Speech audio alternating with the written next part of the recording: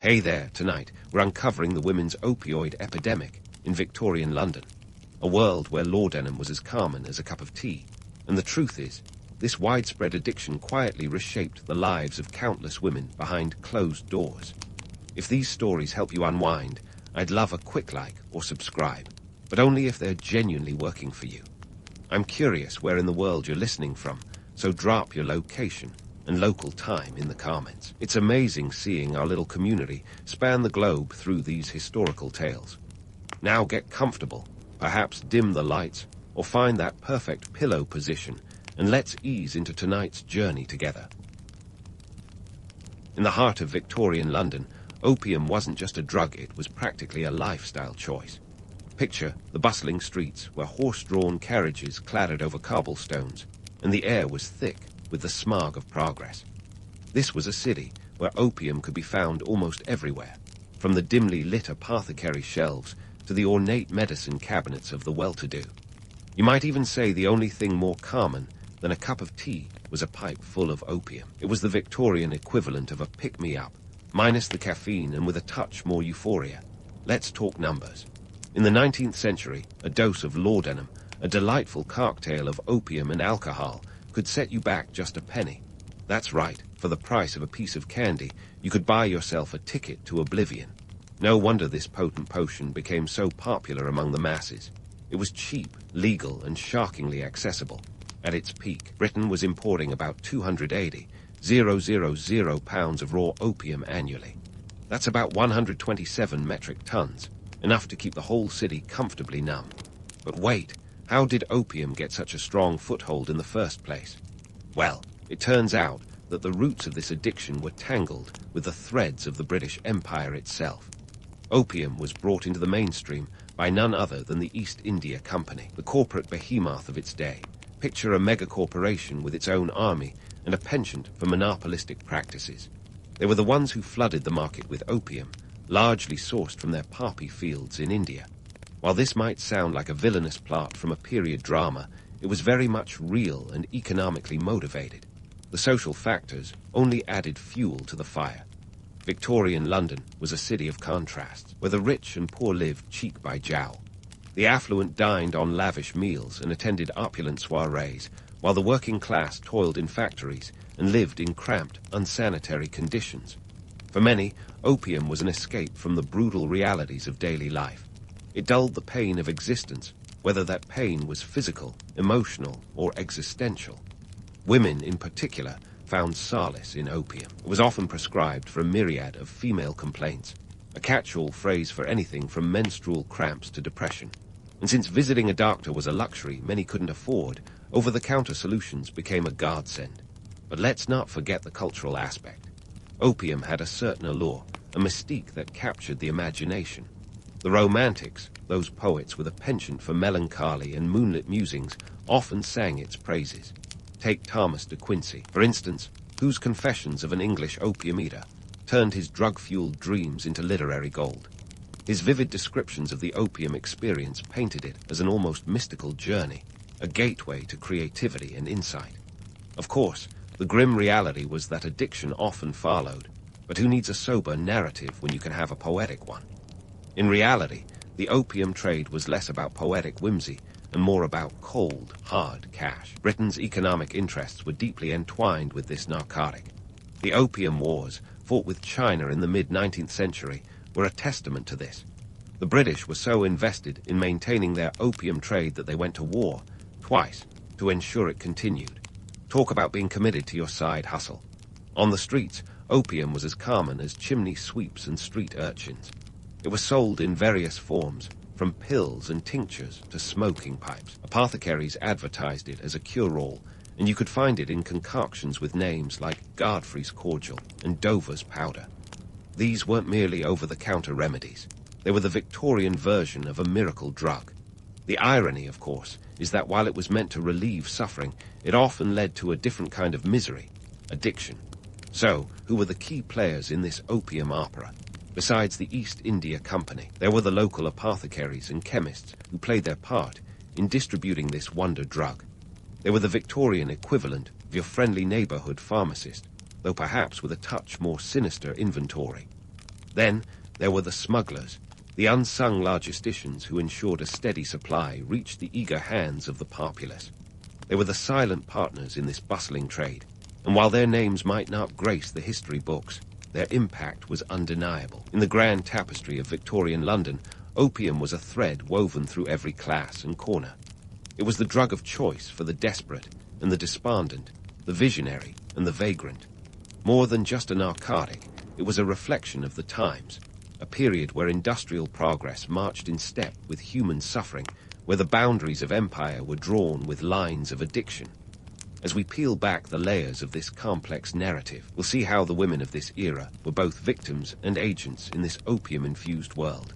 But for now, let's sip our metaphorical laudanum and ponder the curious case of a city in the thrall of the poppy. As we ponder the curious case of a city in the thrall of the poppy, it's time to shift our gaze to the medical landscape of Victorian London, a realm where doctors wielded opium like a Swiss army knife. In a world before antibiotics or, frankly, much understanding of germs, doctors were the unchallenged monarchs of the medical realm, and opium was their scepter. Got a headache? Opium. Suffering from hysteria? Opium. Stubbed your toe? Well, you get the idea. This wonder drug was prescribed with the kind of enthusiasm usually reserved for new iPhone releases today. The medical establishment was, to put it mildly, a bit of a boys' club. Physicians were overwhelmingly male, and their understanding of women's health was, well, let's say it was a work in progress. Women's maladies were often chalked up to hysteria, a catch-all diagnosis that could mean anything from anxiety to the earth-shattering tragedy of having emotions.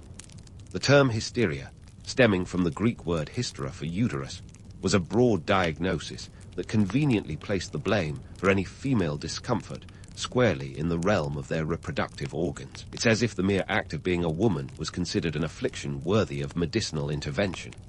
Enter opium, the panacea for all things female. It was touted as a remedy for everything from menstrual cramps to postpartum depression. Even Queen Victoria herself reportedly found relief in its comforting embrace during childbirth, courtesy of her physician, Jon Snow, though not the one from Game of Thrones. For many women, opium was a socially acceptable way to cope with the myriad pressures of Victorian life. Imagine living in an era where the only thing more suffocating than a corset was the societal expectation to remain demure and cheerful in the face of life's challenges. No wonder opium seemed like a godsend. The marketing of opium to women was a masterclass in early pharmaceutical advertising. Products like Mrs.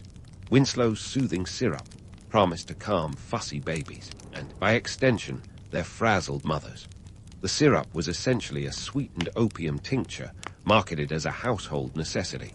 Forget about child-proof caps. This was the age of openly dosing infants with narcotics to ensure a good night's sleep. It was the 19th century equivalent of giving your kid a Red Bull and a lullaby. This approach was not just accepted, but encouraged. An early example of how the pharmaceutical industry would later tap into societal norms to push their products. When we talk about the gendered aspects of this epidemic, it's crucial to understand the societal context. Women were expected to be the emotional anchors of their families, all while being denied many economic and social freedoms. This made them particularly susceptible to the allure of opium-induced tranquility. The drug offered a temporary escape from rigid social roles and the monotony of domestic life. For a penny's worth of laudanum, a woman could momentarily step outside the confines of her prescribed identity and into a haze where her troubles seemed to float away like the London fog. But let's not sugarcoat it. While opium offered a fleeting reprieve, it also set the stage for dependency and addiction. Women who initially turned to opium for relief found themselves ensnared in a cycle of increasing dosage and diminishing returns. The harsh reality was that many became addicts, their lives unraveling while society turned a blind eye. After all, addiction was often viewed as a moral failing rather than a medical condition, particularly when it involved women. The economic factors at play cannot be ignored either. The Industrial Revolution was in full swing, and with it came a new class of urban poor who labored under brutal conditions. Opium was the analgesic for the working class, numbing the physical pain of long hours and the emotional toll of an unforgiving society. Women, often employed in factories themselves, or managing households on shoestring budgets, found opium to be a cheap and legal way to cope. In some ways, it was the democratization of escapism, offering a slice of oblivion to anyone who could scrape together a few pennies. To debunk the myth of the Victorian era as a time of unblemished propriety, consider that opium use was widespread and culturally ingrained. It was as much a part of daily life as the morning newspaper or afternoon tea.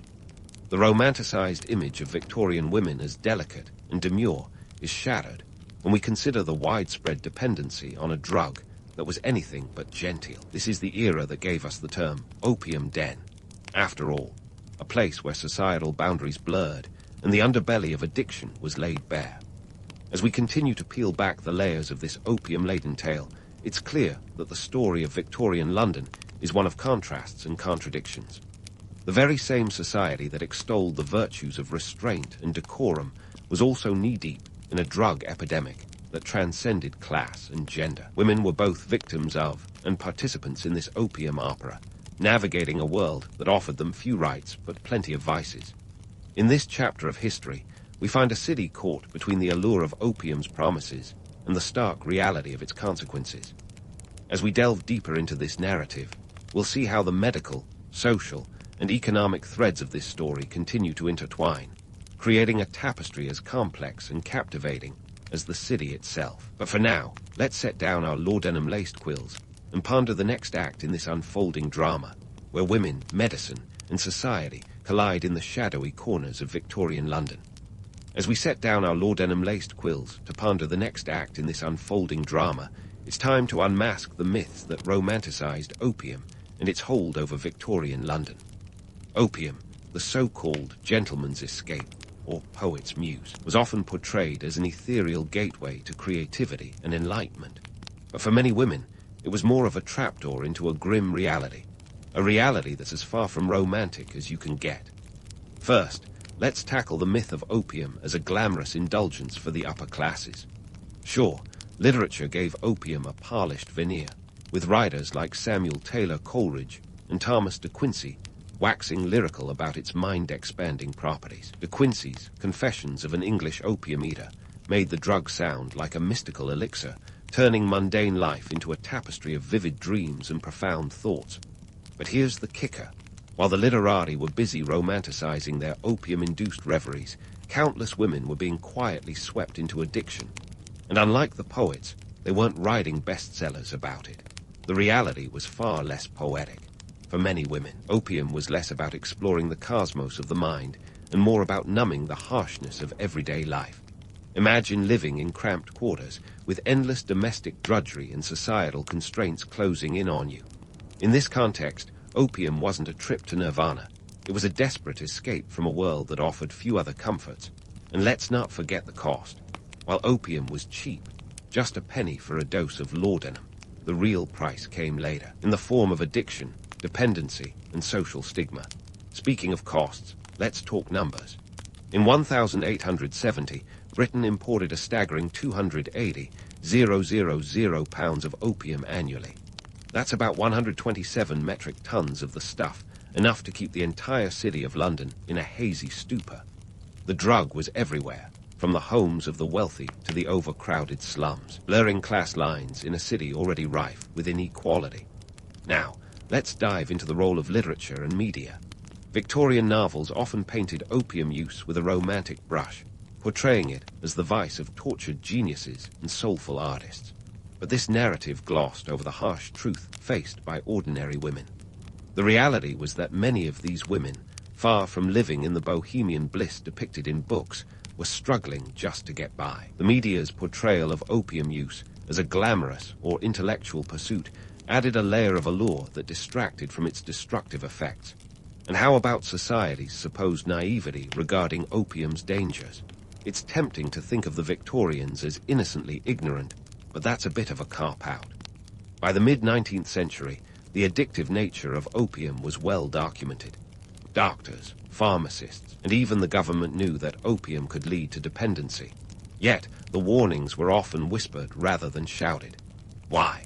Because opium was economically advantageous. The British Empire's trade interests in opium were simply too lucrative to jeopardize with a little thing like public health concerns. The economic context is crucial here. The Industrial Revolution was spinning the wheels of progress, but it also churned out a working class that toiled long hours for meager wages.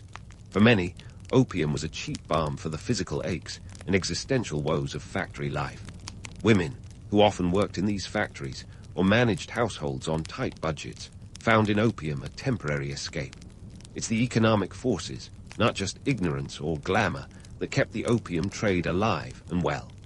Let's not overlook the gender dynamics at play. The medical establishment, and I use establishment loosely, given their penchant for diagnosing women with hysteria, was complicit in pushing opium as a cure-all for women's ailments. Whether it was for menstrual pain, postpartum depression, or the vague and all-encompassing female complaints, opium was prescribed with a casualness that would make even the most liberal modern-day physician blanch. In this context, women didn't stand much of a chance against the seductive promise of opium's relief. But let's not mince words. The romantic notions surrounding opium were more about selling a dream than facing a reality. For the women who succumbed to its allure, the dream often turned into a nightmare of addiction and despair. The harsh truth is that opium was less a muse and more a merciless master, demanding ever higher doses for diminishing returns. So, as we continue to peel back the layers of this opium-laden tale, remember that the story of Victorian London is one of contrasts and contradictions. The very society that extolled the virtues of restraint and decorum was also knee-deep in a drug epidemic that transcended class and gender. Women were both victims of and participants in this opium opera, navigating a world that offered them few rights but plenty of vices.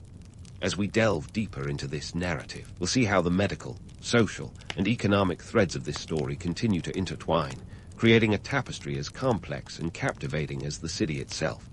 But for now, let's keep our metaphorical laudanum bottles corked and our eyes peeled for what comes next.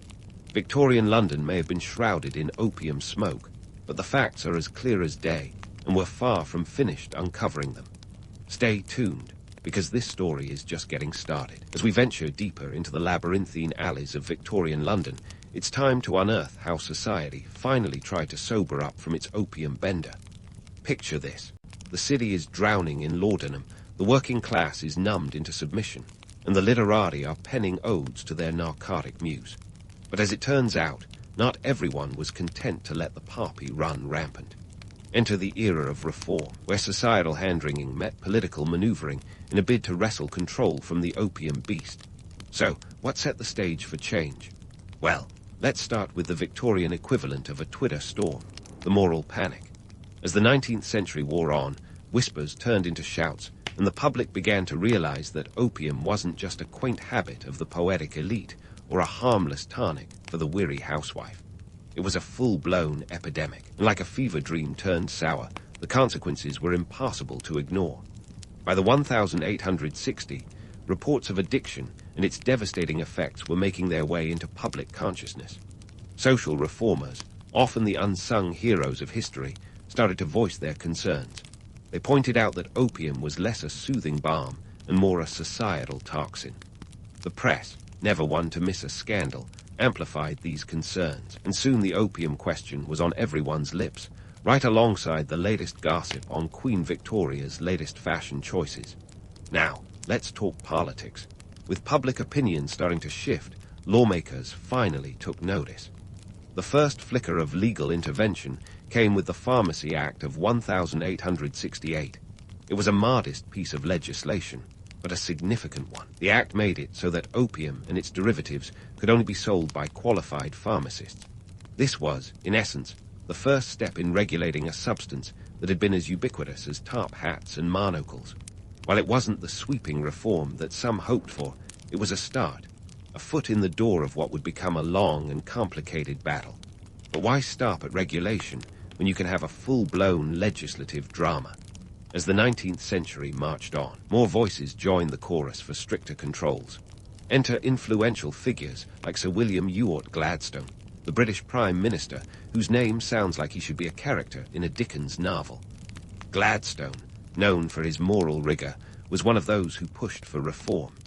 Under his watch, the government began to take a harder line on opium imports, particularly the morally dubious trade with China that had sparked the infamous Opium Wars, an episode of history that reads more like a gangster movie plot than a legitimate trade dispute. But here's the twist. While some politicians were busy drafting laws to curb the opium trade, others were dragging their feet. Why? Because, surprise, surprise, opium was a cash cow. The British economy was still deeply entwined with the opium trade, especially when it came to the lucrative markets in Asia. For every reform-minded politician, there was another with a vested interest in keeping the opium shipments flowing. It was a classic case of economic interests versus moral imperatives, a tug-of-war that continues to echo in today's debates over drug policy. Speaking of echoes, let's draw some parallels with the modern world. If you think the Victorian moral panic over opium sounds familiar, that's because it is. Today, we face similar dilemmas over substances like opioids and cannabis. The push and pull between regulation and commerce, between public health and private profit, remains a constant theme. It's a historical narrative that keeps replaying, like a song on repeat, reminding us that while the players might change, the tune often stays the same. Now, back to the 19th century. As public pressure mounted, the British government couldn't ignore the issue forever. By the late 1800, additional regulations were in the works. The 1890 Opium Act, for instance, tightened controls on opium imports and sales, particularly targeting the unregulated market that had thrived in the shadowy corners of the empire. These efforts were part of a broader trend towards international cooperation in drug regulation, a precursor to the global drug treaties that would emerge in the 20th century. In the midst of these political machinations, the cultural narrative around opium also began to shift. Literature, that ever-faithful mirror of society, started to reflect the darker side of the opium story. Gone were the romantic musings of opium as a gateway to enlightenment. Instead, novels and plays began to depict the grim reality of addiction and its toll on families and communities. This cultural shift was both a reflection of and a catalyst for the changing attitudes towards opium, illustrating the power of media to influence public perception. So, what about the women caught in this opium web? They were both a catalyst for change and a testament to the complexities of the issue. As more and more women fell victim to addiction, their plight became a rallying cry for reformers. Women's organizations, already fighting for suffrage and social change, began to add drug reform to their list of causes. They recognized that opium was not just a personal vice, but a societal problem that required systemic solutions. Yet, despite these efforts, the road to reform was anything but smooth. The opium epidemic didn't disappear overnight, and the stigma surrounding addiction continued to cast a long shadow. But the seeds of change had been planted, and as we know, once an idea takes root, it's hard to keep it from growing. As we leave this chapter, remember this. The story of opium in Victorian London is not just a historical curiosity. It's a cautionary tale with lessons that resonate today. The interplay of economics, politics, and human nature is as relevant now as it was then. So, as we ponder these connections, let's keep our eyes peeled for the next twist in this tale. A tale where reformers, politicians, and ordinary citizens all played their part in shaping the narrative. Stay tuned, because this story is far from over.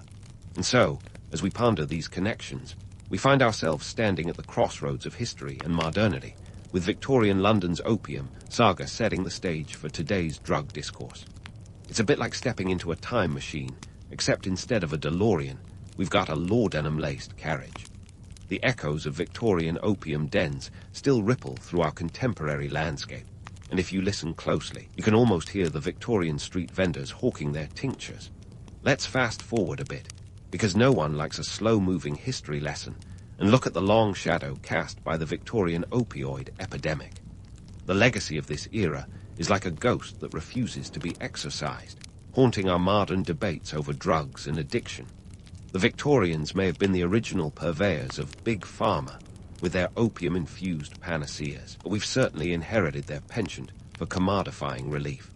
By the 20th century, the British government had taken a firmer stance on drug regulation, largely thanks to international pressure and the growing awareness of addiction's societal toll. The Dangerous Drugs Act of 1920 For instance, finally put a tighter lid on the opium jar, restricting its sale and use in ways that would have been unthinkable during Queen Victoria's reign. This was a significant pivot, considering that not too long before, opium was as common in the British household as black tea. And let's not forget the role of international treaties, like the Hague Opium Convention of 1912, which marked the beginning of a global effort to control the opium trade. These treaties were essentially the world's first attempt at a united front against the drug epidemic, a precursor to the complex web of international drug policies we see today. It's a bit ironic, really, that a substance once considered a medical miracle became a symbol of global cooperation against addiction.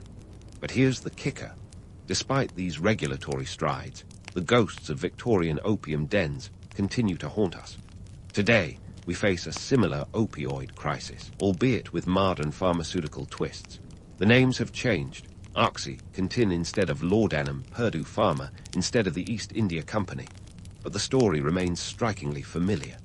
The lure of a quick fix, the dance between profit and public health, and the societal scapegoating of those who fall prey to addiction all echo the past like a chiding refrain.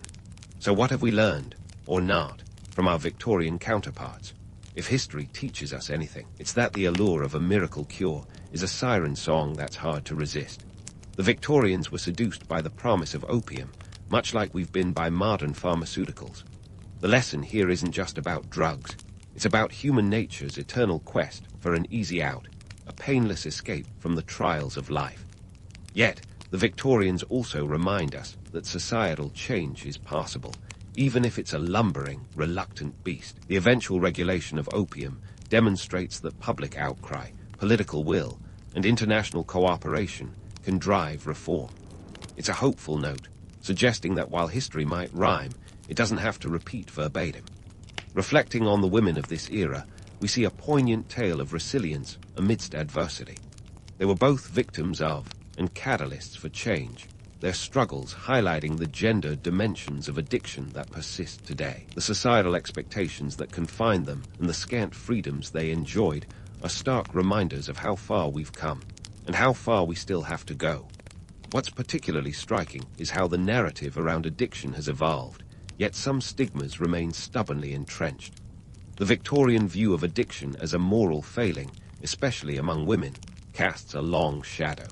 Today, we recognize addiction as a health issue, yet the judgmental whispers of the past still echo in our treatment of those who struggle with substance use.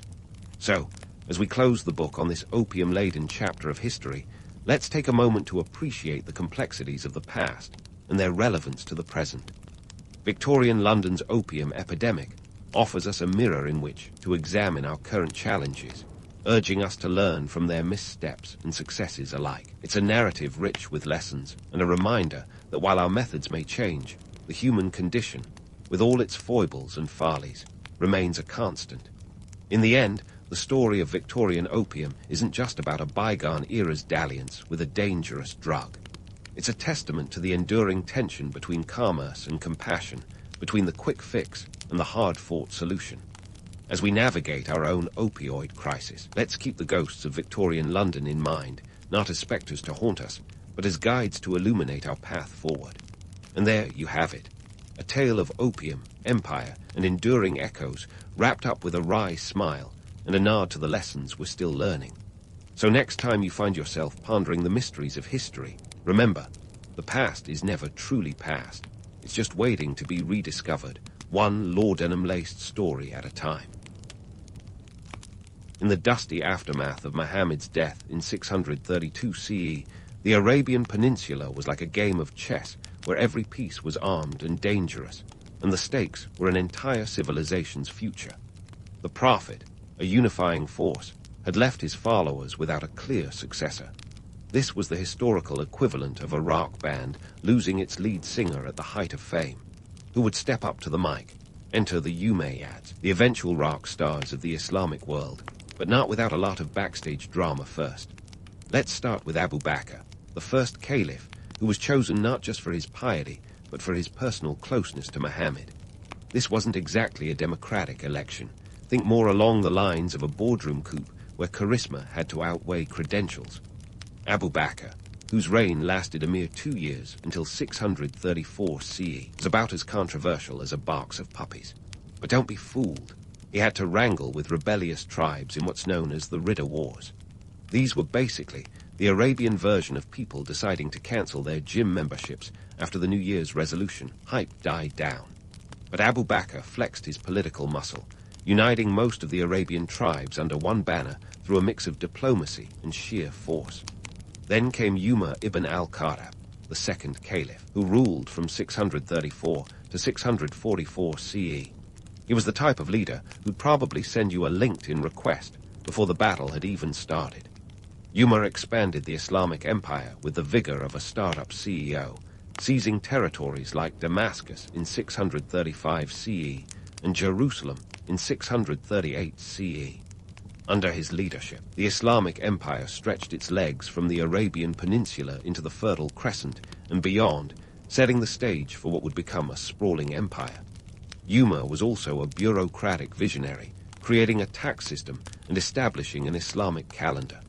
The man was a human Google Calendar, scheduling everything from prayer times to tax collection.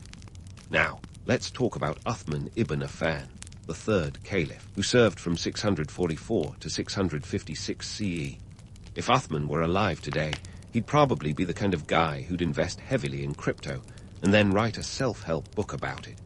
His reign was marked by economic prosperity, trade routes expanded, and wealth flowed into the Islamic world like a river of gold.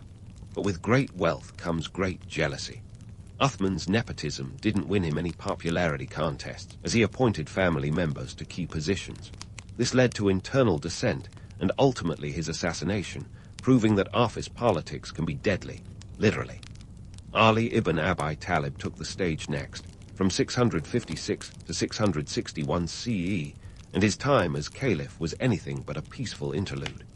Ali was like the indie band frontman who never quite got mainstream success, but had a cult following. His rule was marred by civil strife, particularly the First Fitna, a civil war that erupted faster than a social media scandal.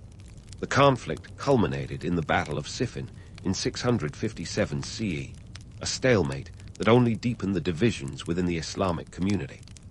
Ali's assassination in 661 CE by a Kharijite radical was the proverbial mic drop that ended the early Caliphate period on a note of chaos. Enter the Umayyads, and specifically Muawiyah ibn Abi Sufyan, who took the reins after Ali's death. Muawiyah was the kind of leader who'd have a standing appointment with a PR consultant. A former governor of Syria, he was savvy, strategic, and knew how to play the long game. He moved the capital from Medina to Damascus, a shift akin to turning a local diner into a 5-star restaurant. The location was no accident. It was closer to the action, the trade routes, and the riches of the Byzantine Empire. Under Muawiyah, the Umayyad Caliphate began its transformation from a regional power into a global player. He was a master of realpolitik, using diplomacy and shrewd alliances to consolidate his power. The man could negotiate peace in a room full of warring factions, which is exactly what he did in the Treaty of Hassan, ensuring a temporary peace with Ali's son. Muawiyah's rule from 661 to 680 CE laid the foundation of what would become one of the largest empires in history, stretching from Spain to India at its peak. It was an empire built not just on military conquest, but on trade, administration, and the strategic use of both carrot and stick. The Umayyads redefined the Islamic world, transforming it from a loose confederation of tribes into a centralized monarchy. They were like the empire builders of old, except their tools were as much about clever governance as they were about the sword. This was the era when Arabic became the official language of administration, a unifying force that tied together the diverse cultures under their rule. They also introduced the gold dinar, a currency that became the Bitcoin of its time, facilitating trade across vast distances. But let's not romanticize it too much. The Umayyads were as ruthless as they were innovative. Their relentless expansion often came at a brutal human cost. They imposed heavy taxes on non-Muslims, and their rule was marked by a clear division between the Arab elite and the non-Arab subjects, sowing seeds of discontent that would later sprout into rebellion. They ruled with an iron fist wrapped in a silk glove, managing to maintain power through a combination of fear, charisma, and the occasional concession. So, there you have it. The Umayyad Caliphate didn't just rise. It exploded onto the scene, transforming the Islamic world in ways that still echo today. They were empire builders, administrators, and sometimes outright autocrats, but they were never boring. Their story is one of ambition, power, and the complexities of ruling an empire in a world that was just starting to connect in ways no one had imagined. And as we'll see in the chapters to come, their legacy is as enduring as it is complicated. Stay tuned, because the ride is just getting started. And just like that, the Umayyads were off to the races, charging across continents with the kind of speed that would make a marathon runner weep. The rapid expansion of the Umayyad Caliphate wasn't just about military might. It was a logistical feat that would put any modern supply chain to shame. We're talking about an empire that stretched over 5,000 miles at its peak, from the Atlantic shores of Spain to the banks of the Indus River in modern-day Pakistan. That's like managing a business where your headquarters are in New York, but your branches are spread all the way to Istanbul, with no email or Google Maps to help. Now, let's dive into the nitty-gritty of how they pulled off this continental road trip. The Umayyads were like the original startup disruptors, except instead of tech, their innovation was in military logistics. They didn't just march armies across deserts and mountains, they moved entire societies, and they did it fast. Within just 50 years, they had spread Islam across vast territories, a speed that makes the internet's viral cat videos look sluggish. Take North Africa, for instance.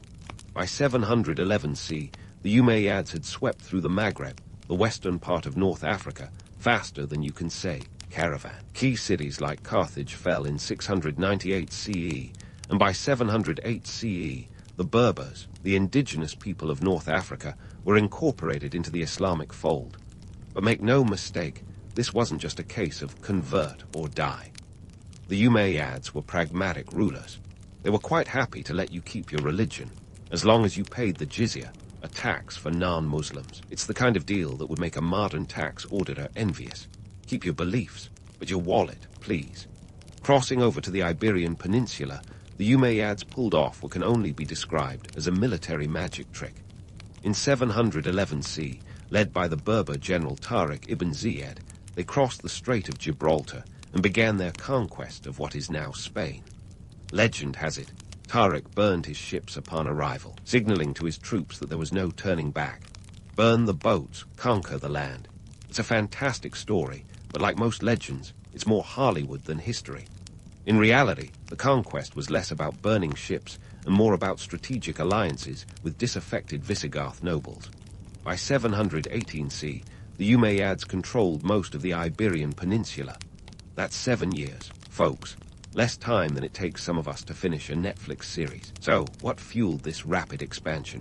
Was it a case of unstoppable warriors, as some romantic tales suggest? Not quite. The real secret sauce was a mix of military prowess, savvy diplomacy, and economic incentives. The Umayyads weren't just fighters. They were master negotiators and shrewd administrators.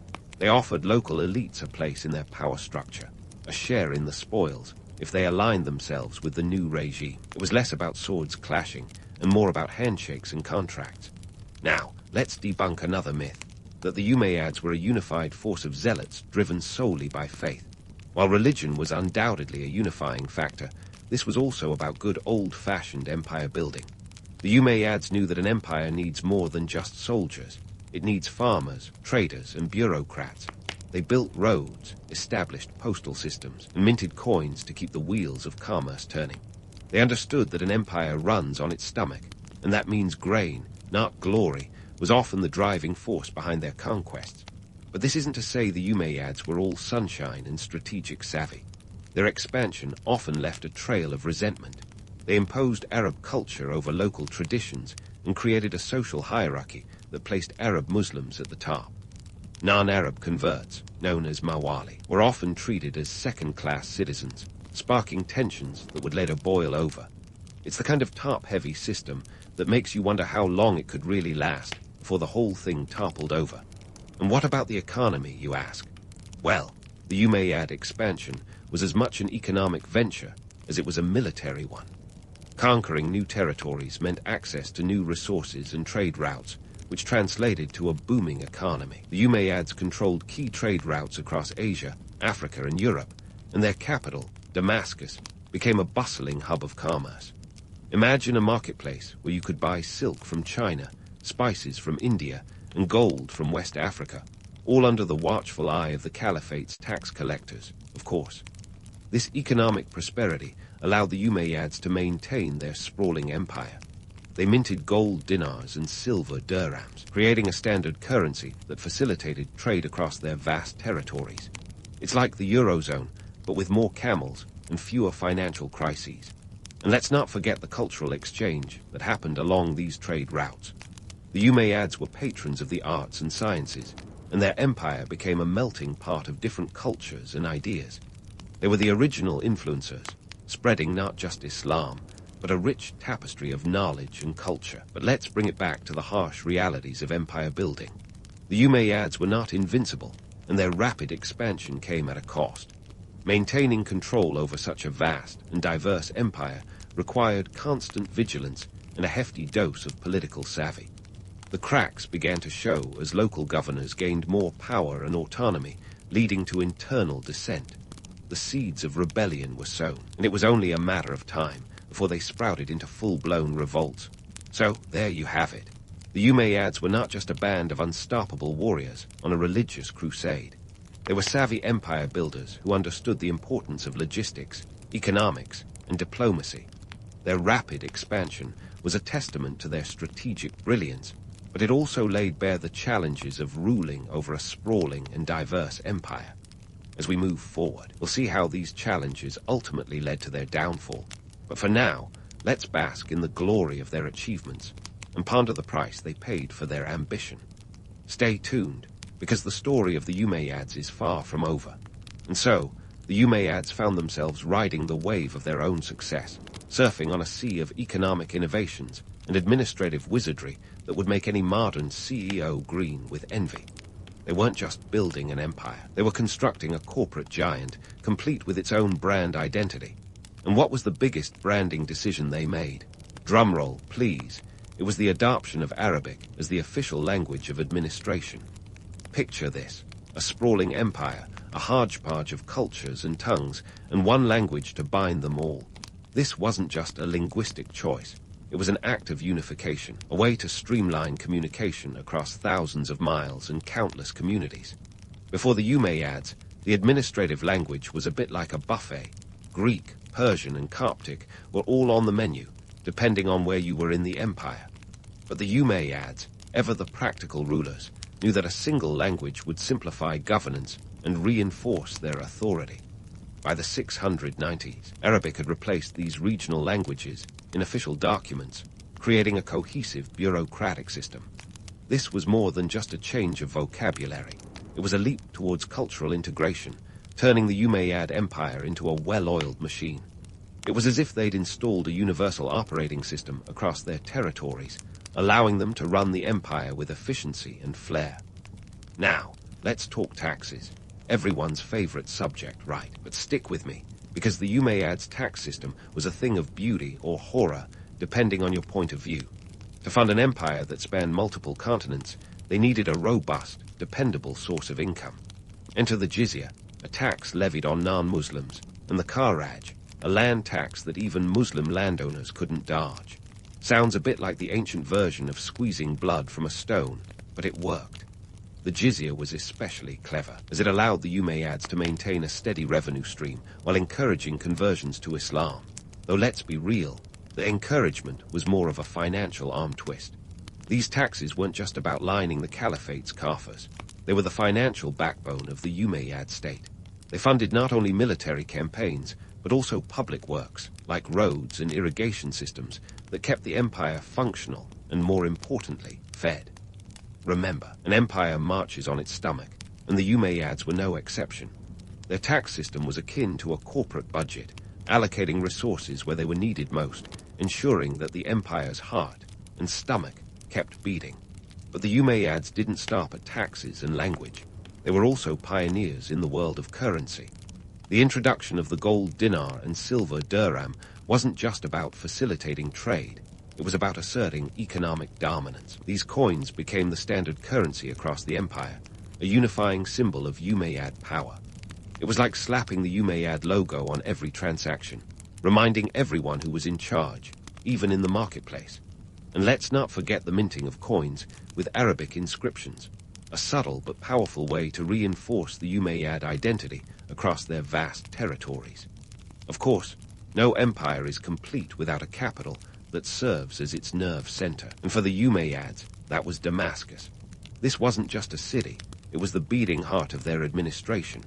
Located strategically at the crossroads of trade routes, Damascus was more than a political center. It was an economic powerhouse. The bustling markets of Damascus were the stark exchanges of their time, where goods from across the empire were bought, sold, and taxed. It was a city that epitomized the Umayyad blend of commerce and conquest, a place where the empire's ambitions were both dreamed and realized. Yet, let's not get too starry-eyed about this corporate empire. The Umayyads weren't exactly winning any awards for egalitarian governance. Remember the Mawali, those non-Arab converts to Islam. Despite their conversion, they often found themselves on the lower rungs of the social ladder, a reality that sowed seeds of discontent. The Umayyads' tax policies, while effective, also reinforced divisions between Arabs and non-Arabs, creating a hierarchy that was as rigid as it was resented. This wasn't just an empire, it was a caste system, and those at the bottom weren't exactly singing its praises. The Umayyads' administrative genius was both their strength and their Achilles heel. While their innovations solidified their empire, they also laid the groundwork for future rebellions. The same bureaucracy that brought order to chaos could just as easily turn oppressive, stifling the very diversity that made the empire strong. It was a classic case of the empire-building paradox. The structures that support power can also become the prisons that trap it. But let's not wrap things up just yet. The Umayyads were far from finished, and their story was still unfolding. As they expanded their empire and refined their administration, they were also setting the stage for a new chapter in Islamic history. The Umayyads were the original corporate rulers, blending innovation with ambition, creating an empire that was as dynamic as it was divisive. Their legacy is a testament to the power of strategic governance, but it's also a cautionary tale about the dangers of disenfranchisement. So, stay tuned, because the next installment promises to be just as riveting as the last. The Umayyads' journey is far from over, and the ride is only getting more thrilling from here. As the Umayyads marched forward, they didn't just conquer lands. They engineered a cultural mosaic, a vibrant tapestry where diverse traditions wove together under their expansive banner. This wasn't just an empire. It was a cultural exchange program on steroids. One might think of it as the world's most ambitious fusion festival, where Persian, Greek, Indian, and even Byzantine influences mingled in a grand symphony of art and intellect. But hold your applause for a moment. This wasn't all cumbayas and campfires. Beneath the surface, there were tensions as complex as the geometrical patterns adorning their architecture. Speaking of architecture, let's talk about the Great Mosque of Damascus, a symbol of the Umayyads' architectural prowess and cultural syncretism. Built between 706 and 715 CE, this wonder wasn't just a place of worship. It was a statement, a declaration of the Umayyads' sophistication and power. Imagine walking into a space that melds the grandeur of Roman basilicas with the intricate artistry of Islamic design. We're talking about mosaics as vibrant as a peacock's tail, depicting not just religious themes, but lush landscapes and heavenly gardens. A nod to the Byzantine aesthetic, but with a distinctly Islamic twist. The mosque's layout itself was a marvel of engineering, featuring a vast courtyard and an iconic minaret, standing as a testament to the Umayyads' ambition to leave a mark on history. It was as if they were saying, we're not just rulers, we're creators of a new cultural order. Yet, the Great Mosque wasn't merely a symbol of spiritual devotion, it was a hub of intellectual activity. This wasn't just a place to pray, it was where scholars gathered, where the buzz of debate and discussion echoed through its halls. Under the Umayyads, the Islamic world became a beacon of learning and innovation, attracting intellectuals from across the known world. Libraries were filled with texts on philosophy, science, and medicine, often translated from Greek and Sanskrit into Arabic. This was more than just knowledge transfer, it was knowledge transformation. The Umayyad Caliphate was turning into a think tank, where ideas were not just preserved, but expanded upon. They were the original TED talks, but with scrolls instead of PowerPoint slides. And let's not ignore the arts. The Umayyads were patrons of music and poetry, fostering a golden age where creativity flourished alongside conquest. They sponsored poets who could turn a phrase as deftly as a swordsman wields a blade. These artists were the influencers of their time, shaping public opinion and immortalizing the Caliphate's achievements through their verses. Music, too, transcended cultural boundaries, with musicians drawing from Persian, Byzantine, and even Indian traditions to create a rich, hybrid soundscape. This was cultural globalization before the term even existed, a Spotify playlist of the ancient world, if you will. But let's not get too starry-eyed. Not everything was a harmonious blend of cultures. The Umayyad rule was as much about division as it was about unity. While they encouraged the exchange of ideas, they also imposed an Arab-centric model that often marginalized non-Arab cultures. It was like hosting a potluck and insisting everyone follow your grandmother's recipe. The Mawali, those non-Arab Muslims we touched on earlier, often found themselves sidelined, despite their contributions to the Caliphate's intellectual and cultural life. This wasn't just a minor oversight. It was a structural inequality that sowed seeds of resentment, laying the groundwork for future unrest. And let's not forget the economic backdrop to all this cultural flourishing. The Umayyads' rule was a period of economic stratification, where wealth flowed into the empire like a river, but not everyone had a cup to catch it. The Arab elite prospered, living in opulence that would make a Kardashian blush, while others struggled to make ends meet. This wasn't just a tale of cultural glory, it was a story of social disparity, a reminder that even the most gilded ages have their shadows. Yet, despite these tensions, or perhaps because of them, the Umayyad Caliphate became a crucible of creativity. The very friction of diverse cultures rubbing up against each other sparked innovation. It was in this charged atmosphere that some of the most remarkable advancements in science and technology occurred. Scholars like Al-Khwarizmi, whose work would later inspire the field of algebra, were products of this era, their breakthroughs fueled by a culture that valued knowledge as much as conquest. The Umayyad period also saw significant advancements in medicine, with scholars building upon Greek and Indian medical texts to develop new treatments and surgical techniques. This wasn't just academic exercise, it was practical knowledge that saved lives and improved the quality of life across the empire. The Caliphate became a center for medical innovation, with hospitals and medical schools springing up, attracting students from far and wide. It was the ancient world's version of the Mayo Clinic, but with more camels and fewer insurance forms. But let's circle back to the myth-busting, shall we? The narrative of the Umayyads as benevolent patrons of the arts and sciences is only part of the story. Their support for intellectual pursuits was as much about maintaining control as it was about fostering enlightenment. By promoting a culture of learning, they reinforced their legitimacy, presenting themselves as enlightened rulers in a world that often equated knowledge with power. It was a strategic move, a way to bolster their image while keeping the intellectual elite on their side. This wasn't just altruism, it was savvy politics, wrapped in the cloak of cultural patronage. And as we look at the architectural wonders, the flourishing of the arts, and the explosion of learning under the Umayyads, it's easy to see why their era is often romanticized. Behind the mosaics, the poetry, and the scholarly debates, there was an empire grappling with its own contradictions. The Umayyads were both the builders of a cultural renaissance and the architects of social divides, a duality that makes their story as compelling as it is complex. So, as we close this chapter, remember that the Umayyads were more than just conquerors and administrators. They were cultural engineers, shaping a world where ideas traveled as quickly as armies. Their legacy is one of both brilliance and blemish, a testament to the power of cultural fusion and the perils of social division. And while their reign would eventually falter, the echoes of their achievements continue to resonate, reminding us that history, like life, is rarely simple or straightforward. Stay tuned, because the Umayyad saga is far from over, and the next act promises to be just as enthralling as the last. And so, as the Umayyads basked in their cultural renaissance, they were blissfully unaware that the sands of time were slipping through their fingers. The empire, once a beacon of Islamic power, was now a house divided, with cracks forming in its foundation faster than you could say Caliphate collapse.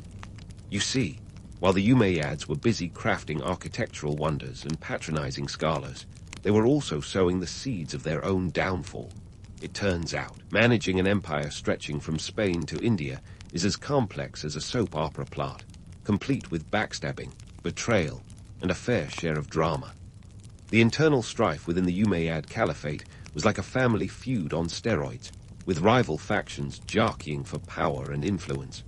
The Mawali, those non-Arab Muslims we mentioned earlier, were increasingly discontent with their second-class status. Imagine being invited to the party, but only getting to sit at the kids' table.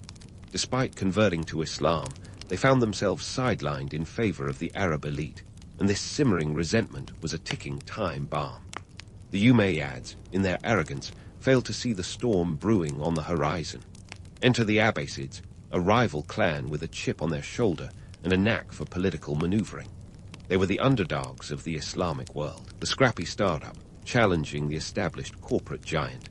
Led by Abu Muslim, a charismatic leader with a talent for rallying the disenchanted, the Abbasids capitalized on the widespread dissatisfaction with Umayyad rule. In 747 CE, they launched a rebellion that spread like wildfire, igniting the flames of change across the empire. The Abbasid revolution was more than just a power grab. It was a revolt against the social and economic injustices perpetuated by the Umayyads. But let's not paint the Abbasids as the knights in shining armor, riding in to save the day. Their motives were as much about seizing power as they were about rectifying wrongs. They promised equality and justice, but in reality, they were just swapping one ruling elite for another. This wasn't a revolution.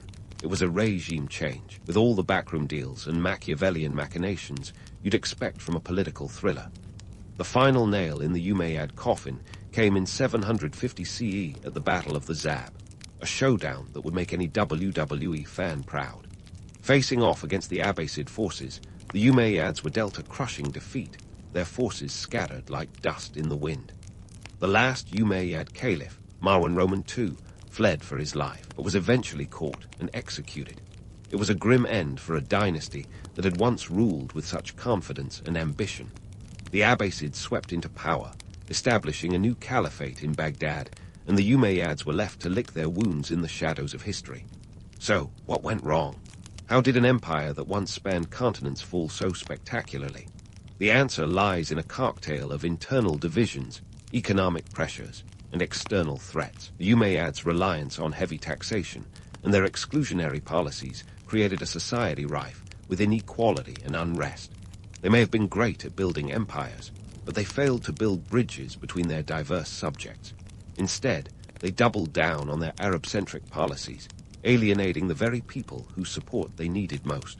Economically, the Umayyads were running on fumes. The costs of maintaining such a vast empire were astronomical, and their taxation system, while initially effective, became a burden too heavy to bear.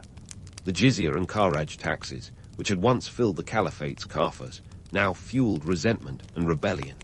The economic strain of constant military campaigns and administrative expenses left the Umayyads strapped for cash, their treasury as empty as a politician's promise.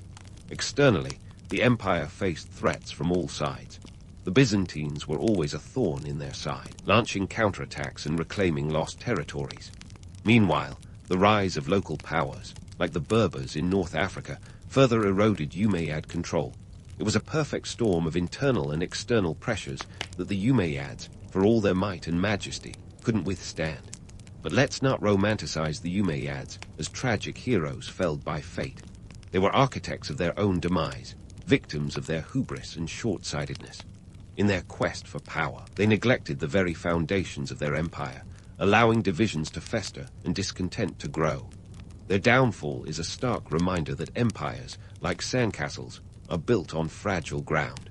One wave of change, and the whole edifice can come crashing down. Yet, despite their fall from grace, the Umayyads left behind a legacy that continues to resonate. Their contributions to Islamic culture and civilization are undeniable, from their architectural achievements to their patronage of the arts and sciences. They established the Arabic language as a unifying force, a legacy that endures to this day. And while their rule was marked by inequality and division, they also laid the groundwork for later Islamic empires, including the Abbasids, who would carry the torch of Islamic civilization into a new era. The story of the Umayyad Caliphate is one of ambition and achievement, but it's also a cautionary tale about the perils of power and the importance of inclusion. It's a reminder that empires are not just built on conquest and commerce, but on the hearts and minds of their people. The Umayyads may have ruled with an iron fist, but in the end, it was the voices of the marginalized that brought them down. As we wrap up this historical roller coaster, let's take a moment to reflect on the enduring significance of the Umayyads. They were more than just a dynasty. They were a turning point in the history of the Islamic world.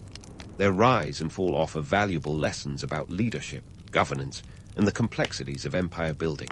So, whether you're a history buff or just someone looking to learn from the past, the Umayyads have a lot to teach us, if we're willing to listen. And with that, we've come full circle, from the rise of the Umayyads to their dramatic decline. It's been a journey of intrigue, innovation, and introspection, filled with triumphs and trials.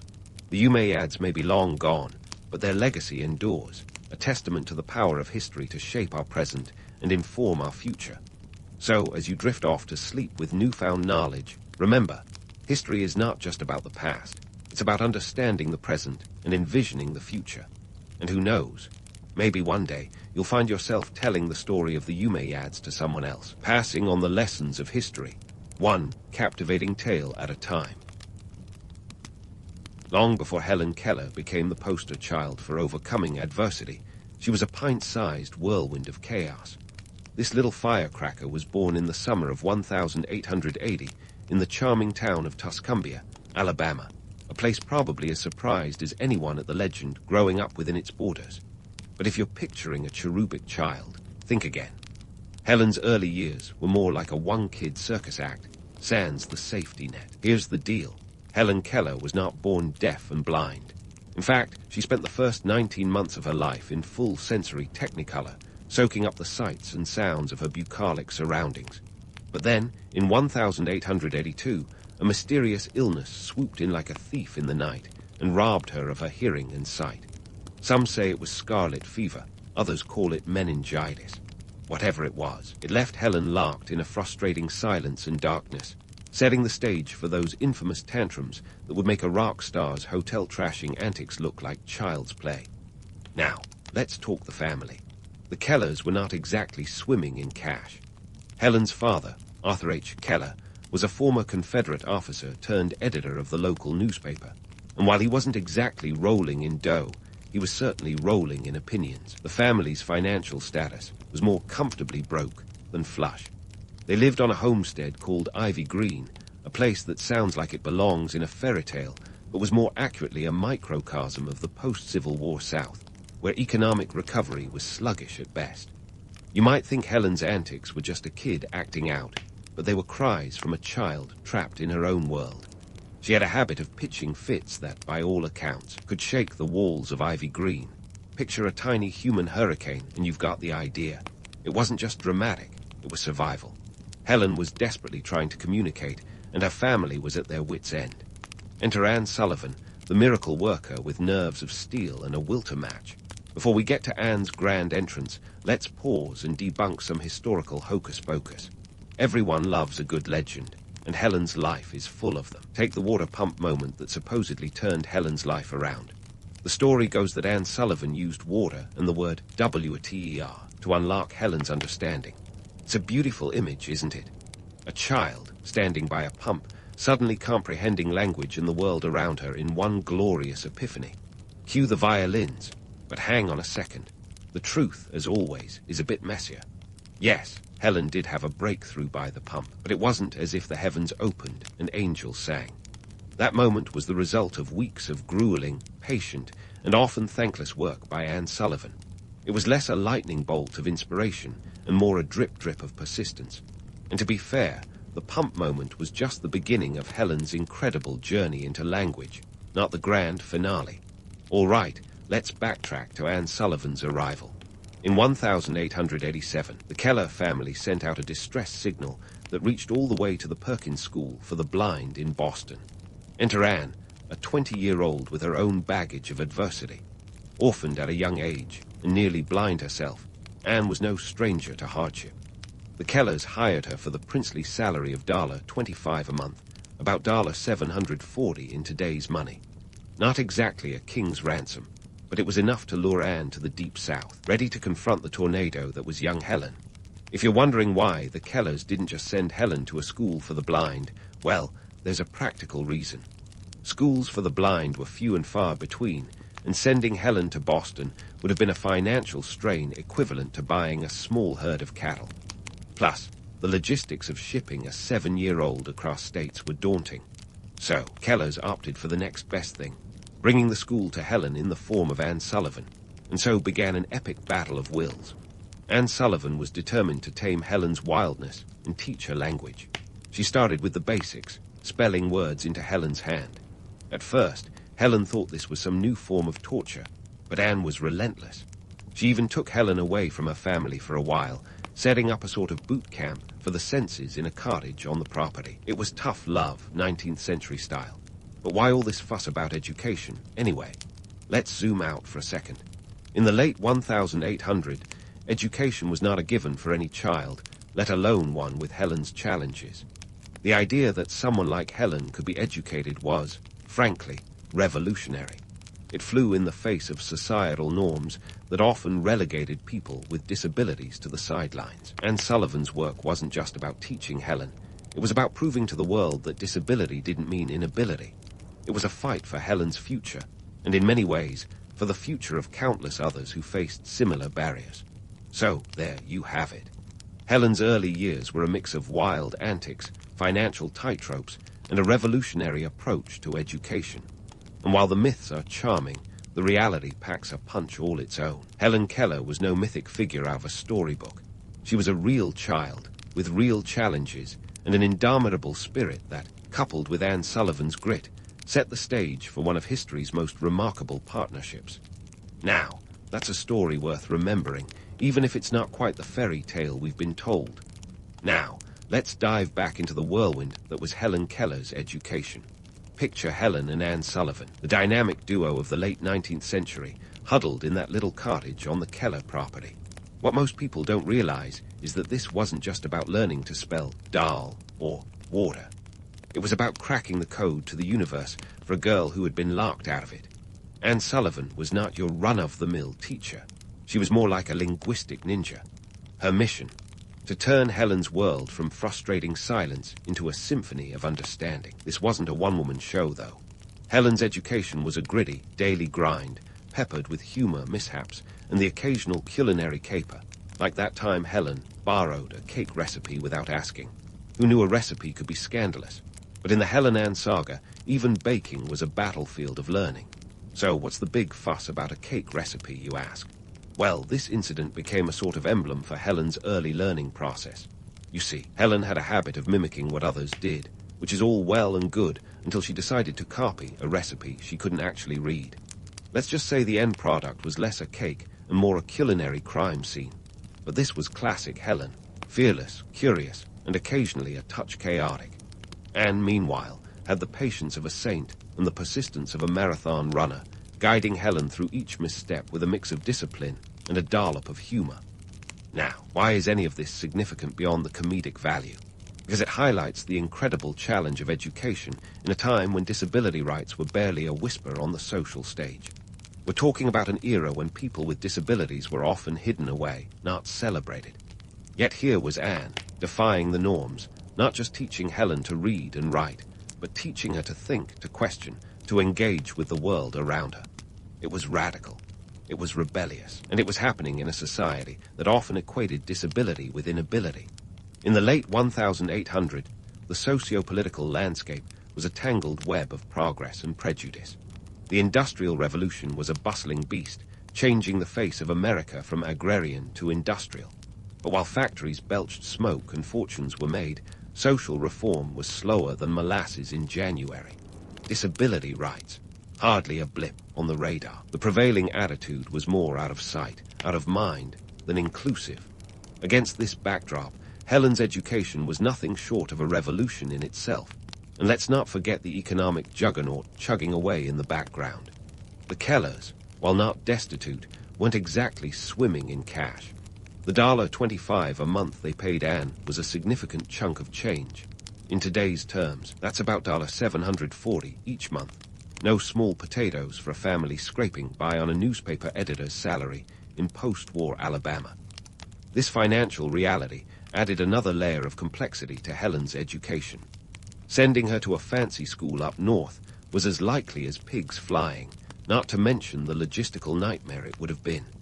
If Helen's education was a battle, then language was the war. Anne's relentless drills in manual spelling were the artillery. Imagine spelling out C-A-K-E into a small, resistant hand 1,000 times over. It's no wonder the breakthrough at the water pump felt like fireworks. But even after that eureka moment, the work was far from over. Helen had to learn not just words, but concepts, abstract ideas like love, freedom, and justice. Talk about a tall order for a kid who couldn't see or hear. As Helen's understanding grew, so did her ambitions. She wasn't content with just mastering a few basic skills. No, Helen was gearing up to take on the world. Her education became a symbol, a beacon of hope for others facing similar hurdles. It was a testament to the power of perseverance, the importance of opportunity, and the fundamental right to learn and grow, irrespective of physical limitations. This was more than a personal triumph. It was a rallying cry for change. Helen Keller was becoming a pioneer, not just for herself, but for an entire movement that would eventually demand equal rights and opportunities for people with disabilities. She was writing the early chapters of a story that would continue for generations, a story of inclusion, equality, and the right to an education. So, while Helen and Anne were locked in their daily educational wrestling match, society was on the brink of change. The seeds of the disability rights movement were being sown, and though it would take decades to see real progress, Helen's story was a crucial early chapter. It wasn't just about a girl learning to communicate. It was about challenging a world that said, "You can't," and responding with a resounding, "Watch me." As we leave this chapter open-ended, remember that Helen's journey was far from over. The education she received was not just a personal victory. It was a stepping stone in a larger revolution. So stay tuned, because the story of Helen Keller is just getting started, and the best is yet to come. So, as Helen Keller's story was gearing up for the next chapter, let's fast forward to a young woman with a fiery determination and an appetite for knowledge that could put a ravenous bookworm to shame. We're talking about her groundbreaking journey to Radcliffe College, a feat so audacious that it belonged in a Hollywood script. But this wasn't fiction. It was the grit and grind of real life in the late 19th and early 20th centuries. Now, Radcliffe College wasn't just any institution. It was the sister school to Harvard, a bastion of elite education, and a place where women were starting to carve out a sliver of academic territory. In 1900, the world wasn't exactly rolling out the red carpet for women in higher education. In fact, it was more like a narrow, uphill dirt path littered with societal skepticism and a few well-placed roadblocks. For Helen, who was both deaf and blind, this journey was like scaling Everest in a snowstorm, with one hand tied behind her back. But before we dive into the collegiate chaos, let's debunk a myth more stubborn than a mule on a hot day. The idea that Helen Keller coasted into Radcliffe on a wave of sympathetic goodwill. Sure, her story was compelling, but sentimentality didn't earn her a place in this academic citadel. No, Helen bulldozed her way in through sheer intellect and relentless preparation. Picture her in the years leading up to college, poring over mountains of Braille books, her fingers dancing over the pages like a pianist at Carnegie Hall. She wasn't just absorbing information, she was devouring it. With Anne Sullivan by her side, Helen tackled subjects ranging from Greek to geometry. Anne, who by now was her constant companion and educational sidekick, was more than just a guide. She was the human equivalent of Google Translate, converting every lecture and textbook into a tactile language Helen could understand. Imagine the logistical nightmare of translating every word of the curriculum into Braille. It was like trying to fit an elephant into a Mini Cooper, one Braille dot at a time. And speaking of elephants, let's address the economic beast in the room. Attending Radcliffe wasn't as pricey as it is today. Back then, Tuition was about $200 a year, roughly $6,000 today, but it was still a hefty sum for the Kellers. Remember, their finances were more threadbare than a well-worn pair of jeans. Yet with the help of benefactors and Helen's own tenacity, she made it happen. It's a testament to the power of will, and let's be honest, a few well-placed donations. Once at Radcliffe, Helen didn't just aim to survive, she aimed to thrive. She took on a full course load, navigating a sea of books and lectures with Anne as her academic lifeline. And here's where things get interesting. Helen, despite, or perhaps because of her challenges, had a wicked sense of humor and a penchant for pranks. One of her favorite stunts was to playfully mislead Anne during class, resulting in some delightfully chaotic interpretations of lectures. Imagine the surprise of her professors when Helen's exams revealed insights sharper than attack, despite the occasional mischievous detour. Helen's love for literature was the stuff of legend. She immersed herself in the works of Shakespeare, Homer, and the like, extracting meaning from texts as if mining for gold. To her, words were not just symbols on a page, but living entities that opened worlds previously closed to her. It was this passion for the written word that would later fuel her career as an author and activist. But we're getting ahead of ourselves. That's a tale for another time. But let's not gloss over the challenges that came with being a media sensation while trying to get a degree. As Helen's fame grew, so did the public's curiosity, and the media circus wasn't far behind. She became the subject of endless articles, some marveling at her accomplishments, others questioning their authenticity. It was a double-edged sword. The more she achieved, the more scrutiny she faced. Yet Helen, ever the trailblazer, handled it with grace, often using her platform to advocate for social change. Now, why does any of this matter? Because Helen's journey to Radcliffe wasn't just about personal triumph.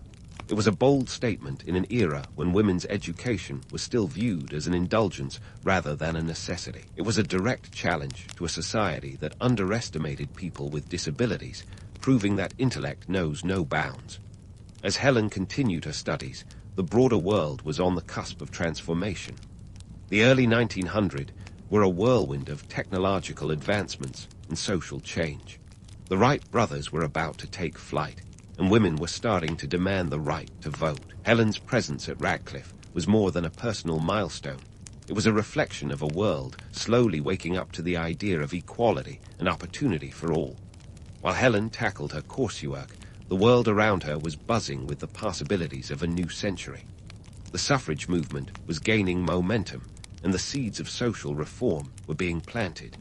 Helen's education was not just about her own empowerment. It was a beacon for what could be. A world where everyone, regardless of gender or ability, had the right to learn and grow. So, as we leave Helen in the hallowed halls of Radcliffe, with Anne faithfully by her side, remember that this chapter of her story isn't just about academic achievement. It's about challenging the status quo, shattering glass ceilings, and laying the groundwork for a future where education is a right, not a privilege. Helen Keller wasn't just a student. She was a symbol of progress, a harbinger of the change to come, and her story is far from over. Stick around, because the saga of Helen Keller is as compelling as it is unfinished, and the next chapter promises to be just as extraordinary. If Helen Keller's journey through Radcliffe was about shattering academic barriers, her next chapter was all about rattling societal cages. With her degree in hand, Helen was ready to tackle the world stage, not as a passive figure of inspiration, but as a vocal advocate for change. This is where our tale takes a twist worthy of a political thriller, Helen's bold plunge into the turbulent waters of socialism and workers' rights. Now, if you thought Helen was going to rest on her laurels, think again. She was only getting warmed up. You see, Helen Keller wasn't content to be confined to the role of a miracle child. No, was determined to redefine what it meant to be a public figure with a disability. And she did so by diving headfirst into the political fray, championing causes that would make even the most seasoned activists break a sweat. Let's set the scene. It's the early 20th century, a time when America's industrial landscape was bustling, and workers were more exploited than a reality TV star's Instagram feed. Factories were popping up faster than you could say, assembly line, but the conditions inside were as grim as a Dickensian novel. Long hours, meager pay, and dangerous environments were the norm. Enter Helen Keller, a woman on a mission to shake things up. Helen's political awakening was fueled by a deep sense of justice and a keen awareness of social inequities. She was particularly moved by the plight of the working class, whose struggles she saw as a mirror to her own battles against societal limitations. Her support for workers' rights was not just theoretical. She rolled up her sleeves and got involved with organizations like the Industrial Workers of the World, IWA, a union known for its radical stance on labor issues. But here's where it gets spicy.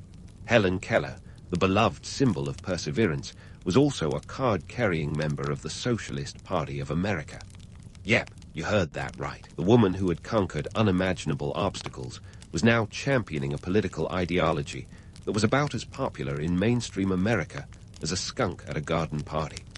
She was a staunch advocate for socialism, believing it to be the antidote to the rampant economic inequality she saw around her. Now, Helen wasn't just sipping socialist tea at fancy salons. She was out there, giving speeches and writing articles that were as fiery as they were eloquent. Her essays and public addresses called for the redistribution of wealth, workers' rights, and shockingly for some, the abolition of capitalism itself. Talk about stirring the pot. She believed that socialism was the path to a more equitable society, one where everyone had the right to education, healthcare, and a fair wage. Of course, not everyone was thrilled with Helen's political pivot. The media, which had previously lauded her as a symbol of triumph over adversity, suddenly found her outspoken views a bit too hard to handle. Newspapers that once sang her praises now questioned her judgment, painting her as a naive idealist, or worse, a pawn of socialist propaganda. It's almost as if they thought her opinions were as contagious as the flu.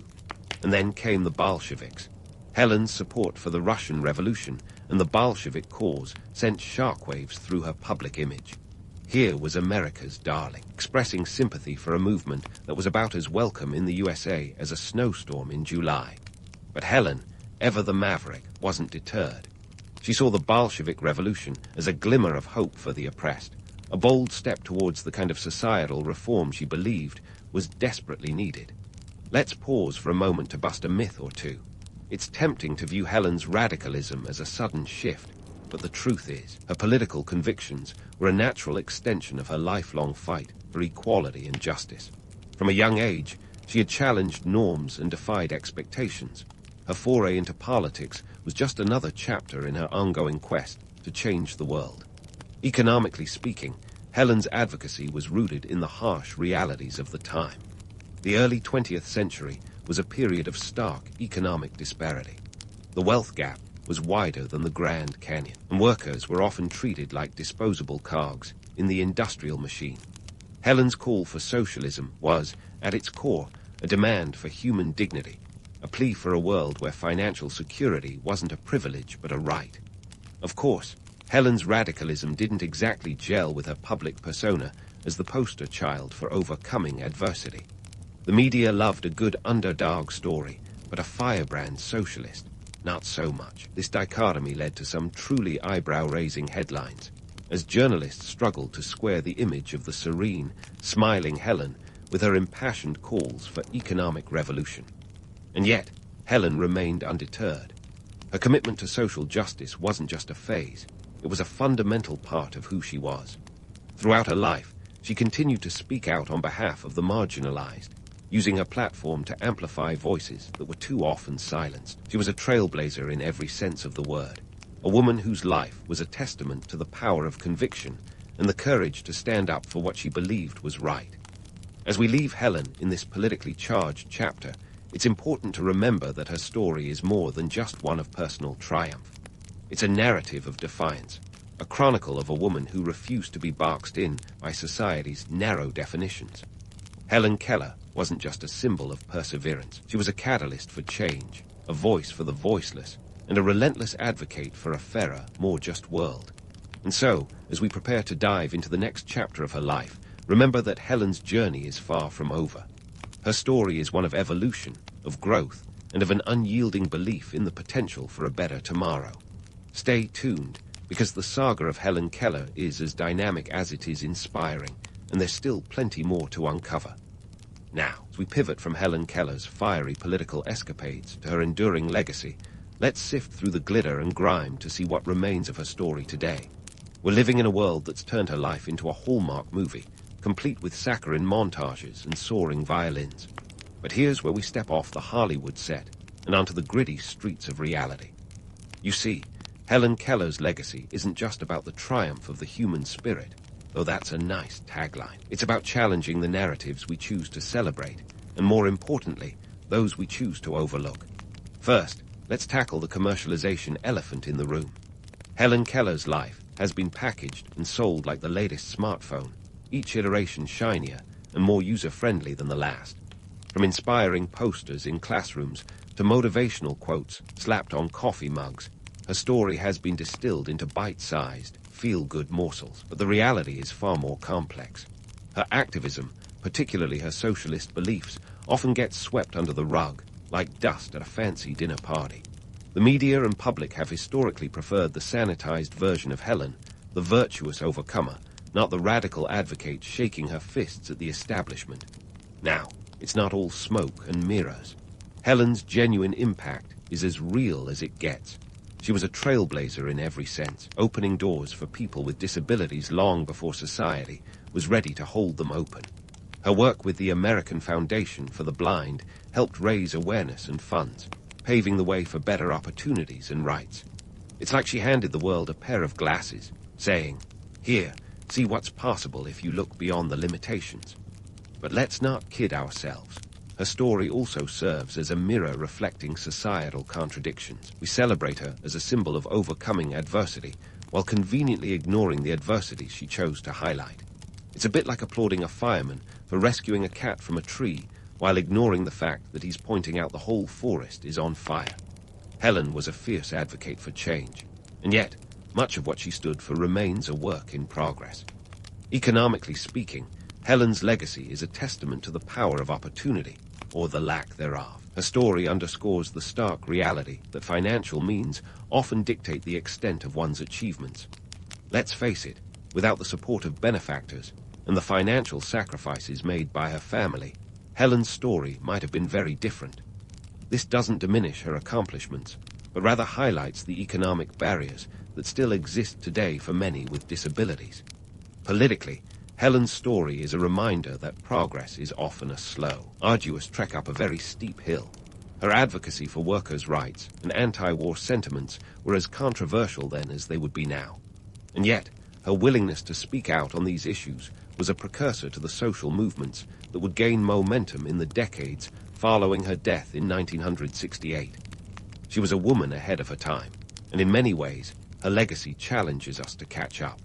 So, what do we take away from Helen Keller's life? Perhaps it's this: overcoming adversity is not just about personal triumph. It's about the courage to confront uncomfortable truths and the audacity to demand change. Her story encourages us to look beyond the feel-good narratives and to engage with the gritty, complex realities that underpin them. It's a call to action, a reminder that true progress requires more than admiration. It requires engagement and action.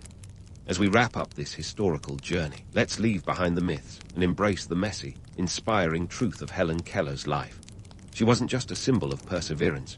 She was a catalyst for change, a voice for the marginalized, and a relentless advocate for a fairer world. Her legacy is a testament to the power of determination, the importance of opportunity, and the necessity of challenging the status quo. In the end, Helen Keller's story is a powerful reminder that while adversity can be a formidable foe, it can also be the driving force behind transformative change.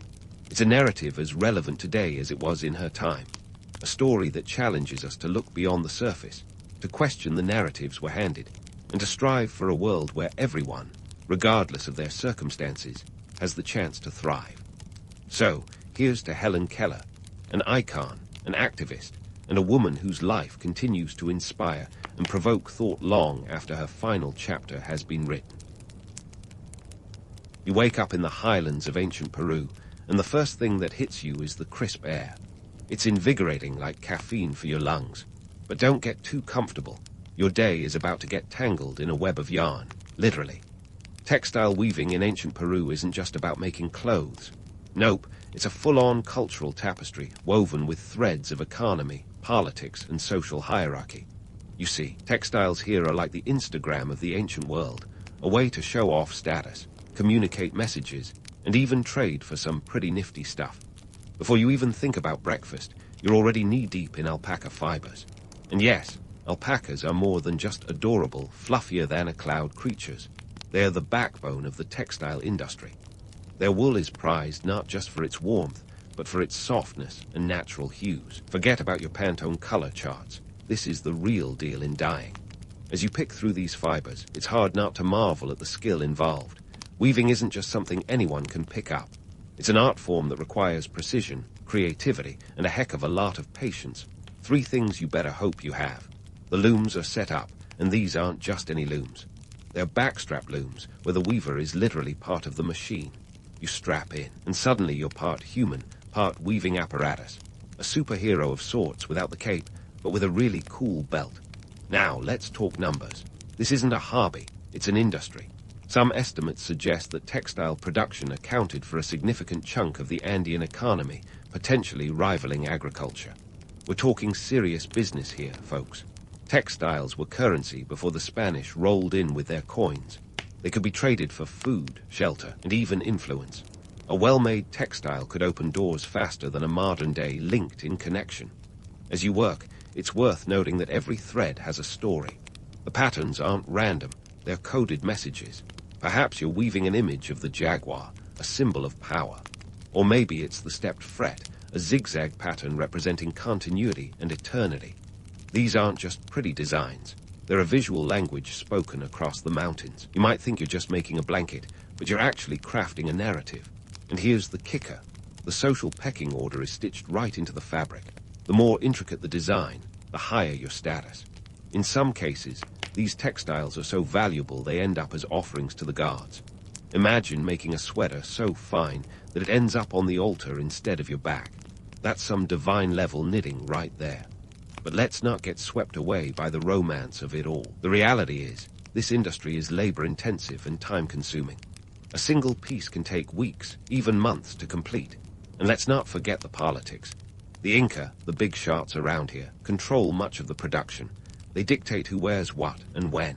It's like the world's earliest form of fashion policing, where wearing the wrong tunic could land you in hot water, or worse, out of the social loop. By midday, you've made some progress, but the work is far from over. Your fingers are sore, and your back is starting to complain. But you push on, fueled by the promise of a finished piece that could either warm your family or win you a trade deal. The stakes are high, and the rewards are tangible. As the sun begins to dip behind the Andean peaks, you reflect on the day's labor. You're part of a tradition that stretches back centuries, a literal thread in the grand tapestry of history. And while the myths paint this as a romantic, almost mystical endeavor, the truth is more rugged, more human. It's work, hard work, but it's also a testament to creativity and resilience. So as you pack up your loom for the evening, know that you've done more than weave fibers together. You've woven a piece of history, one thread at a time. And tomorrow, you'll do it all over again. Because in ancient Peru, the fabric of society isn't just a metaphor. It's a very real, very tangible thing. And you're right in the middle of it, making it happen. And just like that, another day threads its way into history. But don't hang up your loom just yet. As night falls, you've got some unwinding to do, pun absolutely intended. While you might think it's time to kick back with some chicha, the fermented maize beer that's the Netflix of the ancient Andes, there's a bit more weaving of tales to explore. Let's unravel the economic yarn a little further. In a world without Amazon Prime, textiles were your all-access pass to a prosperous life. Sure, you could hoard silver and gold, but those metals didn't keep you warm or tell your story. Weaving was where the real wealth was spun. The Inca Empire, that sprawling tapestry of power, knew this all too well. They didn't just rely on textiles for clothing. They used them as a way to consolidate power and keep the social fabric tightly knit. Talk about weaving your way into political strategy. Now, here's a fun twist. The Inca weren't just control freaks about who wore what. They were also the ultimate quality control inspectors. The empire was like the Michelin Guide of textiles, awarding prestige for top-notch craftsmanship. Think of it as a high-stakes Project Runway, but instead of Heidi Klum, you've got the Sapa Inca giving the thumbs up or down. If your textiles met their exacting standards, were golden, If not, well, better luck next year, because you weren't just weaving for fun. You were weaving for survival. And let's not forget the labor force behind this textile powerhouse. While it's tempting to imagine serene weavers in a pastoral setting, the truth is more like a scene from a textile-driven Game of Thrones. The Midda system, a form of labor tax, required citizens to contribute their skills to the empire's cause. So, when you were called upon to weave, it wasn't just a suggestion, it was mandatory. The empire had big plans, and your nimble fingers were part of them. Speaking of nimble fingers, let's get into the nitty-gritty of technique. Weaving in ancient Peru wasn't a mere pastime, but a complex choreography of hands and threads. The backstrap loom, that ingenious contraption we mentioned earlier, was your partner in this dance. It was portable yet sophisticated, much like the Swiss Army knife of looms, allowing you to create intricate patterns with the precision of a laser printer. And let's not forget the materials. Alpaca fibers were the stars of the show, but cotton also played a supporting role. Grown in the coastal valleys, cotton added another layer of versatility to your creations. But wait, there's more. The dyes used to color these textiles were a story unto themselves. Forget synthetic dyes. This was the era of natural hues, with colors derived from plants, minerals, and even insects. Cochineal beetles, for instance, were crushed to create a vibrant red dye that was worth its weight in gold, literally. This process was so advanced that when the Spanish arrived, they found themselves in awe of the vivid colors and the skill with which they were applied. It's a testament to human ingenuity, or perhaps just a sign that necessity really is the mother of invention. Let's not weave ourselves into a corner, though. The romantic image of idyllic weaving workshops doesn't quite capture the full picture. The labor was backbreaking, and at times, mind-numbingly repetitive. But it was also a craft that offered a sense of purpose and identity. In a world where social status could be as fragile as a thread, weaving was a means to hold it all together, literally and figuratively.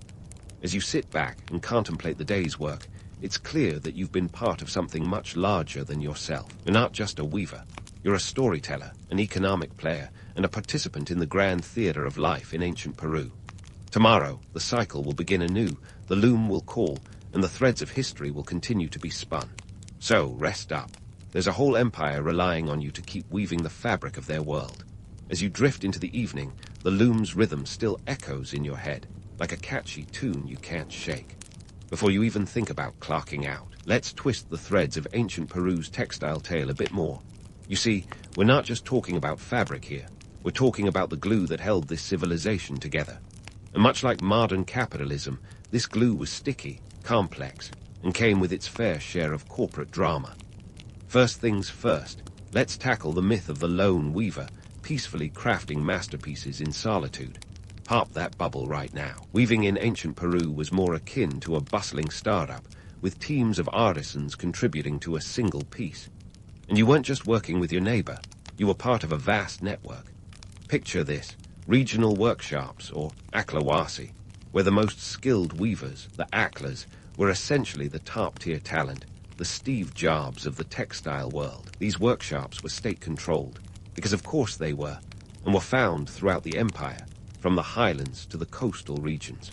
Talk about a supply chain management feat that would make even Jeff Bezos raise an eyebrow. Now let's weave in some numbers, because who doesn't love a good data point? We know that the Inca Empire spanned over 2 million square kilometers, stretching from modern-day Colombia to Chile. That's a lot of ground, and a lot of people needing textiles, roughly 10 million souls. Imagine trying to clothe and warm a population that large without a single sewing machine in sight. The logistics alone could make your head spin faster than a spindle. And here's where things get economically juicy. While textiles were a fundamental part of everyday life, you couldn't just waltz into the nearest market and barter them for a llama. The Inca had a more sophisticated system at play. Labor was the currency, and textiles were the receipts. High-quality textiles, known as kumbai, were reserved for the elite, the who's who of Inca society. These were the folks who didn't just wear their wealth, they paraded it. Think of it as the haute couture of the Andes, minus the runway, and plus a whole lot of political power. Speaking of politics, let's unravel that for a moment. The Inca didn't just use textiles to keep warm, they used them to keep power. The iconic Inca tunic, the anku, was more than just a fashion statement.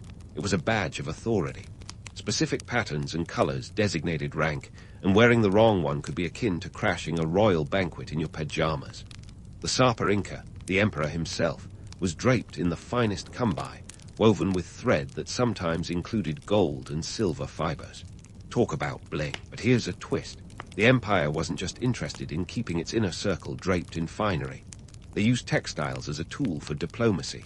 Gifting textiles was a way to cement alliances, smooth over conflicts, or even intimidate rivals. In a world before the UN, a well-timed gift of luxurious fabric could stave off war, or kick it off, depending on how the threads were spun. Now, let's pause and admire the artistry, but with a reality check. While romantic notions might have you envisioning serene scenes of creativity, the reality was often far less idyllic. Weaving was grueling work, demanding not just skill, but endurance. The labor force behind these textiles wasn't just composed of willing artisans. It also included those fulfilling their mitre obligations. Imagine being required to weave for the state, knowing that the reward was simply not getting into trouble. It's not quite the dream job, but it was the reality. And yet, amid the grind, there was innovation. The Inca and their predecessors, like the Paracas and Nazca cultures, developed advanced techniques that would make any modern textile artist swoon. Double cloth, tapestry, and brocade. These weren't just terms for the textile elite. They were everyday realities. The precision and creativity involved were unparalleled, with some textiles boasting up to 300 threads per inch. That's like weaving with the precision of a Swiss watchmaker, using only wooden tools and their own ingenuity. But let's not get too carried away with the technicalities. The heart of the matter is that textiles were more than just fabric. They were the fabric of life. They connected people across thousands of kilometers, bridging cultures and stories. Every thread told a tale, every pattern a message, every color a status. The myth might paint a picture of harmony and beauty, but the truth is a vivid tapestry of human endeavor, struggle, and triumph. As you wind down for the evening, remember that you're part of this grand story, a story that's been spinning for millennia and still resonates today. The loom may be silent for now, but the threads of history continue to weave their way into the present. Tomorrow, the saga continues, and with it, the chance to add another layer to this intricate narrative. So rest up, because there's more to unspool in the world of ancient textiles. After all, history never really goes out of style. It just keeps weaving new patterns. As the loom's echoes fade into the night, let's lift the curtain on yet another layer of ancient Peru's textile tapestry. You see, while we've been weaving stories of empires and artisans, we haven't yet unraveled the vibrant cultural threads that made these textiles more than just fabric. We're diving into a world where every color and pattern was a statement, a proclamation of identity in a society where your clothes did the talking long before you opened your mouth. Let's start with a splash of color, literally. In a world devoid of Pantone swatches, the ancient Peruvians had mastered the art of dyeing with an audacity that would make any modern-day designer green with envy. And speaking of green, you might not be surprised to learn that it was often derived from plants like chilca leaves. But what about the dazzling reds and blues that seem to defy the natural palette? Enter the cochineal beetle for red and the indigo plant for blue, each producing hues that were not just eye-catching, but eye-popping. These dyes were so prized that when the Spaniards arrived, they marveled more at the colors than the gold they were desperately seeking. Talk about a twist in the treasure hunt narrative. Now, let's talk patterns. We're not just dealing with zigzags and stripes. We're talking about a whole visual lexicon. Each motif was a chapter in the story of life, a visual language that spoke of gods, legends, and the very cosmos. The stepped fret, with its angular grace, symbolized continuity, perhaps hinting at the eternal cycle of life. The snake motifs slithering through textiles didn't just look cool. They represented wisdom and duality, a nod to the complex worldview of these ancient artisans.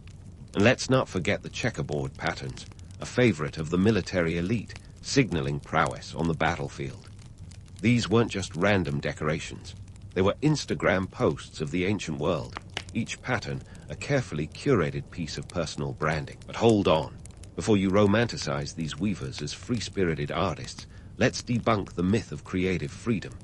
While you might envision a bohemian commune of crafters, the reality was that the patterns and colors were often dictated by the state. The Inca Empire was like the top-down fashion house of its day.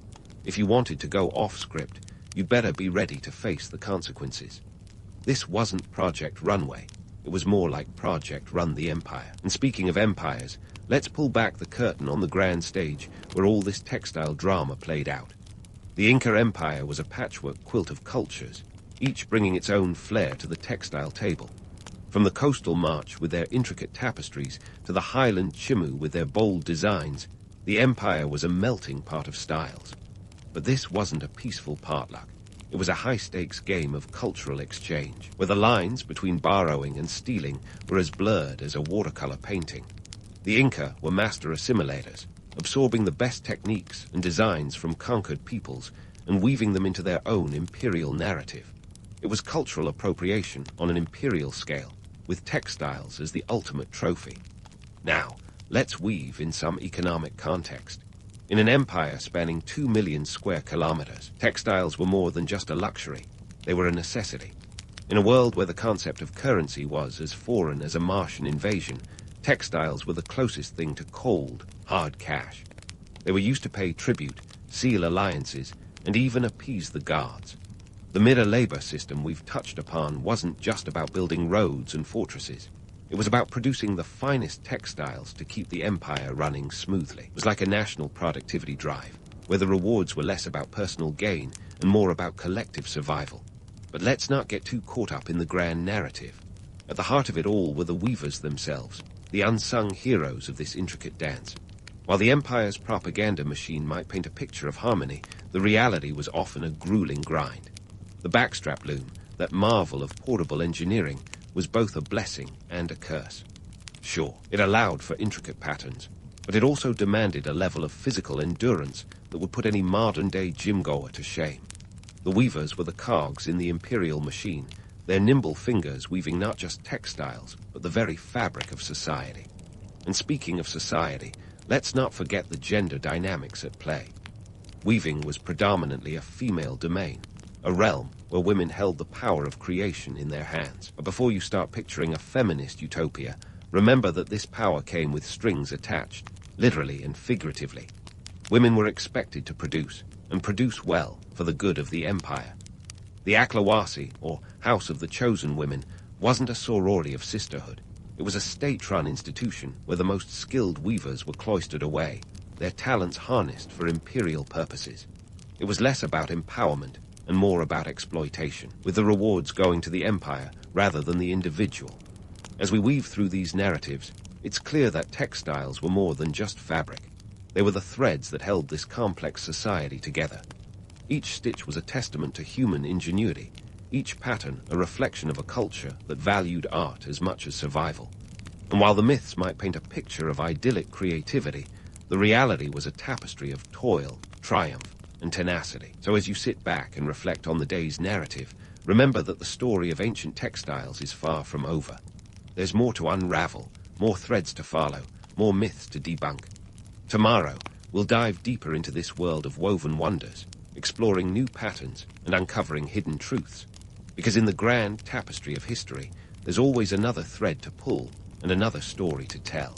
So rest up and get ready to weave your way through another day in the vibrant, colorful, and sometimes chaotic world of ancient Peru. As we thread our way deeper into the rich tapestry of ancient Peru's textile story, let's dive into the final layers that tie it all together. Just as one can't really claim to know a city after seeing just its skyline, understanding Peruvian textiles means peeking into the nooks and crannies of daily life and empire building. The thing about the Inca Empire, sprawling across over 2 million square kilometers, is that it was a behemoth of diversity. We're talking about a mosaic of cultures that stretched from the Ecuadorian highlands to the Chilean coast.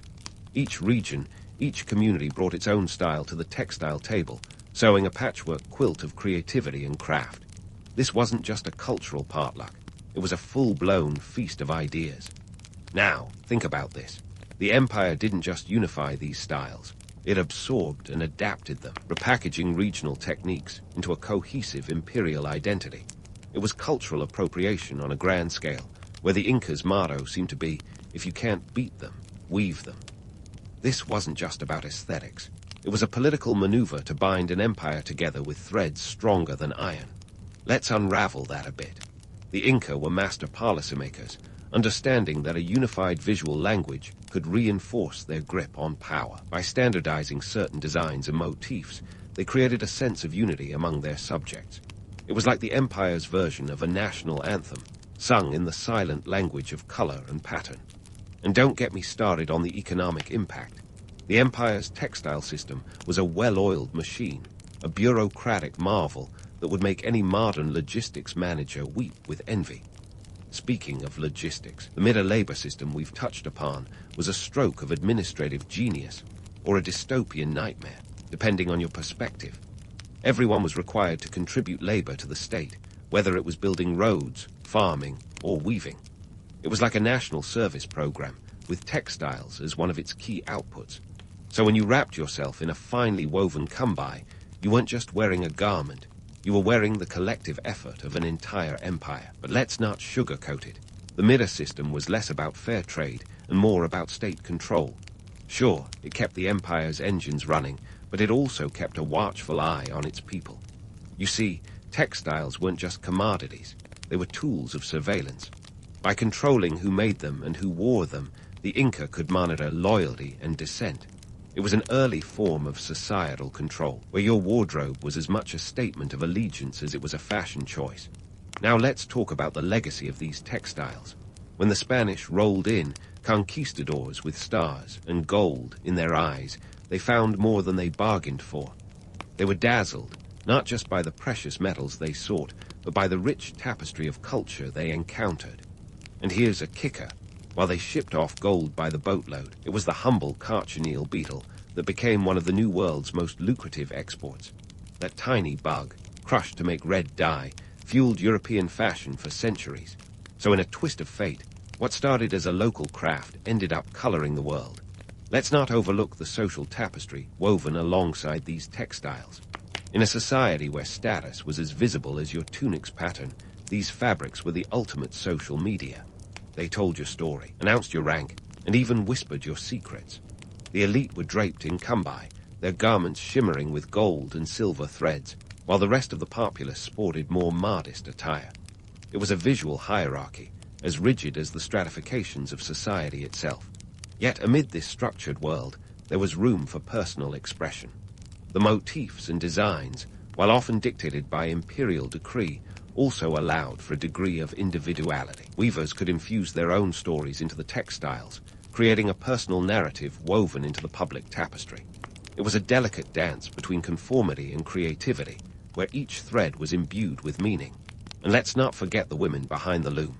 Predominantly female, these weavers were the unsung architects of the empire's visual language. Their work was both a symbol of their skill and a testament to their endurance. Yet, while they wielded the power of creation, they were often bound by the same threads that empowered them. The state dictated their output, their patterns, their very livelihood, reminding us that power and exploitation often walk hand in hand. As we tie off this narrative, let's reflect on the broader significance of these textiles. They were more than just fabric. They were the threads that held an empire together. They connected people across vast distances, bridging cultures and binding communities. They were a testament to human ingenuity, a reminder that even in a world without modern technology, beauty and functionality could be woven together with skill and creativity. But above all, these textiles tell us a story about resilience. Despite the challenges, the demands, and the control exerted by the empire, the weavers of ancient Peru found ways to express themselves, to tell their stories, and to leave a lasting legacy.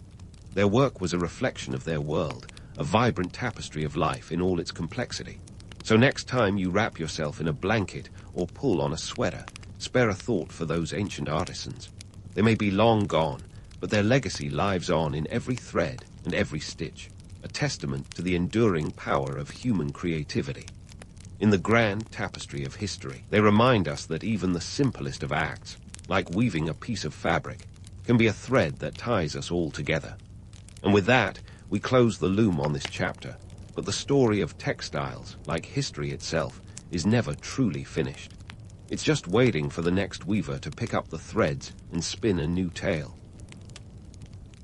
In the grand tapestry of history, the Kushan Empire is like that indie rock band everyone should know, but somehow remains hidden under the radar. Let's rewind the clock to around 176 BCE, when the Uayyad Confederation, the empire's embryonic stage, decided to pack up their yurts and embark on a journey that would make today's road trips look like child's play. Think of them as the original backpackers, except instead of Instagramming their way across Europe, they hauled their entire civilization through Central Asia. And trust me, the Silk Road wasn't exactly equipped with Wi-Fi and cozy hostels, just endless steps and the occasional sandstorm thrown in for good measure. The Uayyad weren't just out for a pleasant stroll. They were on the move because the Xingnu, a federation of nomadic warriors who were no strangers to borrowing a cup of sugar and a few hundred square miles, decided to flex their muscles. This prompted the Uayyad to say, "Thanks, but no thanks," and hit the road. Their migration was less of a scenic route and more of a strategic necessity. All the while, they had to keep their eyes peeled for hostile neighbors and the ever-unpredictable weather. Picture them as ancient GPS systems, constantly rerouting, recalculating, and never quite sure if they'd end up at a welcoming oasis or in the middle of nowhere. As the Uayyad meandered through the geographical buffet that is Central Asia, they faced terrain challenges that would have tested even the most enthusiastic of hikers today. They crossed the Tian Shan Mountains, which at their highest peaks loom above 7,000 meters. It's the kind of place that makes you rethink the wisdom of wearing sandals. If that wasn't enough, they navigated through the Taklamakan Desert, whose name fittingly translates to the place of no return. Not exactly the kind of vacation you'd book through a travel agency. Despite these logistical nightmares, the Uayyad were remarkably adaptable. They weren't just surviving, they were thriving, and this adaptability laid the groundwork for what would eventually blossom into the Kushan Empire. By the time the 1st century BCE rolled around, they had carved out a niche for themselves in Bactria, modern-day Afghanistan, Tajikistan, and Uzbekistan. If you're wondering how they managed to pull this off, it wasn't all about brawn. Sure, a good cavalry charge never hurt, but it was their knack for strategic alliances and shrewd diplomacy that set the stage for their empire-building exploits. What's fascinating is how the Uayyad transformed from a disparate group of displaced nomads into a unified force with a singular vision. It's like watching a ragtag group of underdogs in a sports movie come together to win the championship, except with fewer inspirational speeches and more political maneuvering. They didn't just settle for surviving. They set their sights on becoming the dominant force in the region. And let's be real, in an era where ambition often outran resources, that's no small feat. As they settled into Bactria, the Uayyad leader Kujula Cadphises took the reins, kicking off a leadership dynasty that would last until about 375 CE. He wasn't just a guy with a funny name. He was a game changer. Kujula was the one who said, "Let's stop being the band on the run and start headlining our own tour." He laid the foundation for the empire's expansion by consolidating power and fostering trade along the Silk Road. You see, while others were busy sharpening swords, Kujula was busy counting coins, a far more sustainable approach to empire building, if you ask me. The Silk Road was the ancient equivalent of today's bustling trade highways, and the Kushans were savvy enough to exploit it. They became masters of commerce, trading everything from silk and spices to precious stones. This not only filled their coffers, but also facilitated cultural exchanges, turning their empire into a melting pot of Greek, Persian, Indian, and Chinese influences. Imagine a cultural fusion restaurant that actually works, where you can get Greek gyros and Indian curry on the same menu, and both taste amazing.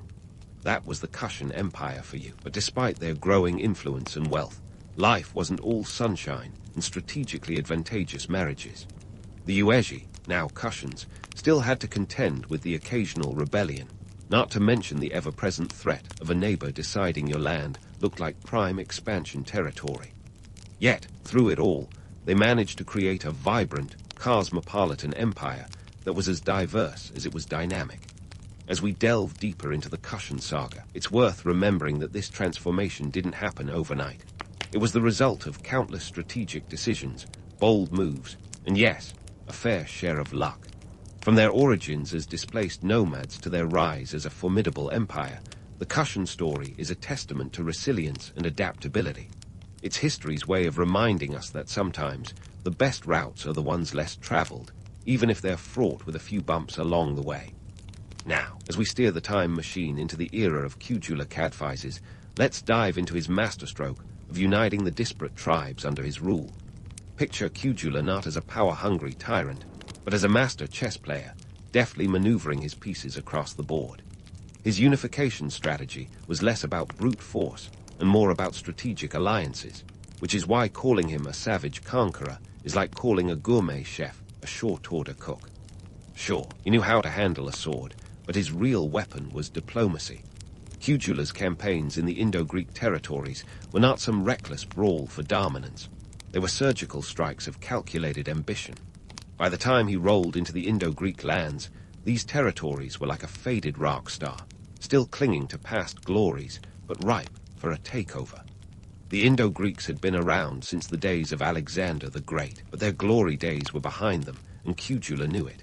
He wasn't about to let a golden opportunity slip by. Now, let's talk about the economic dynamo that was the Silk Road. Imagine this ancient trade route as the Amazon prime of its day. Only instead of 2-day shipping, you had 2-month camel caravans. But hey, when you're moving silk, spices, and precious stones across continents, a little delay is par for the course. Kujula understood that control over the Silk Road was akin to holding the keys to the kingdom. He realized that while you can't eat silk or drink spices, you can certainly trade them for a comfortable seat at the table of power. The Silk Road was more than just a highway for goods. It was a superhighway for culture, ideas, and yes, cold, hard cash. Kujula's empire became the toll booth operator, collecting revenue and power with each passing caravan. This wasn't just about stockpiling riches. It was about creating a cosmopolitan melting pot where East met West, and everyone got a taste of something new. We're talking about a fusion of Greek, Indian, and Persian influences, with a dash of Chinese thrown in for good measure. While the romantic image of a conqueror often involves blood-soaked battlefields and the clash of swords, Kujula's legacy was built on trade agreements and diplomatic pacts. He was the kind of leader who could negotiate a truce with one hand and shake on a trade deal with the other. Sure, the narrative of the savage conqueror has its appeal. It's dramatic, it's visceral, it's the stuff of epic poems. But the reality is that Kujula was more of a savvy businessman than a marauding invader. He understood that real power lay in economic dominance, not just military might. And here's the thing about myths. They persist because they're compelling. Image of a ruthless warlord storming through territories with fire and fury is undeniably thrilling. But the truth is often less glamorous and far more nuanced. Kujula's conquests were driven by a keen understanding of the geopolitical landscape and a desire to unite rather than simply destroy. He saw the value in building a cohesive empire that could stand the test of time, rather than a patchwork of conquered lands prone to rebellion and dissent. Speaking of rebellion, let's not ignore the challenges Kujula faced on the home front. Unifying disparate tribes wasn't just about drawing lines on a map. It was about knitting together a tapestry of cultures, languages, and traditions. Kujula's empire was like a high-stakes game of Jenga, where one wrong move could bring the whole tower crashing down. Yet, he managed to keep the blocks balanced, thanks in no small part to his ability to foster a sense of shared identity among his diverse subjects. Kujula's economic policies were as forward-thinking as his military strategies. He understood the importance of infrastructure, investing in roads and trade networks that would facilitate commerce and communication across his empire. Think of him as an ancient urban planner, laying down the foundations for a thriving metropolitan hub. And let's not forget his coinage reforms. Because, let's face it, a stable currency is the backbone of any successful economy. Kujula's coins were not just a means of facilitating trade.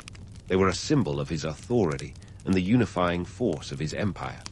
So, the next time you hear the term savage conqueror, take a moment to consider the complexities beneath the surface. Kujula Cadphises was not just a man of war, but a visionary leader who understood the power of trade, diplomacy, and cultural exchange.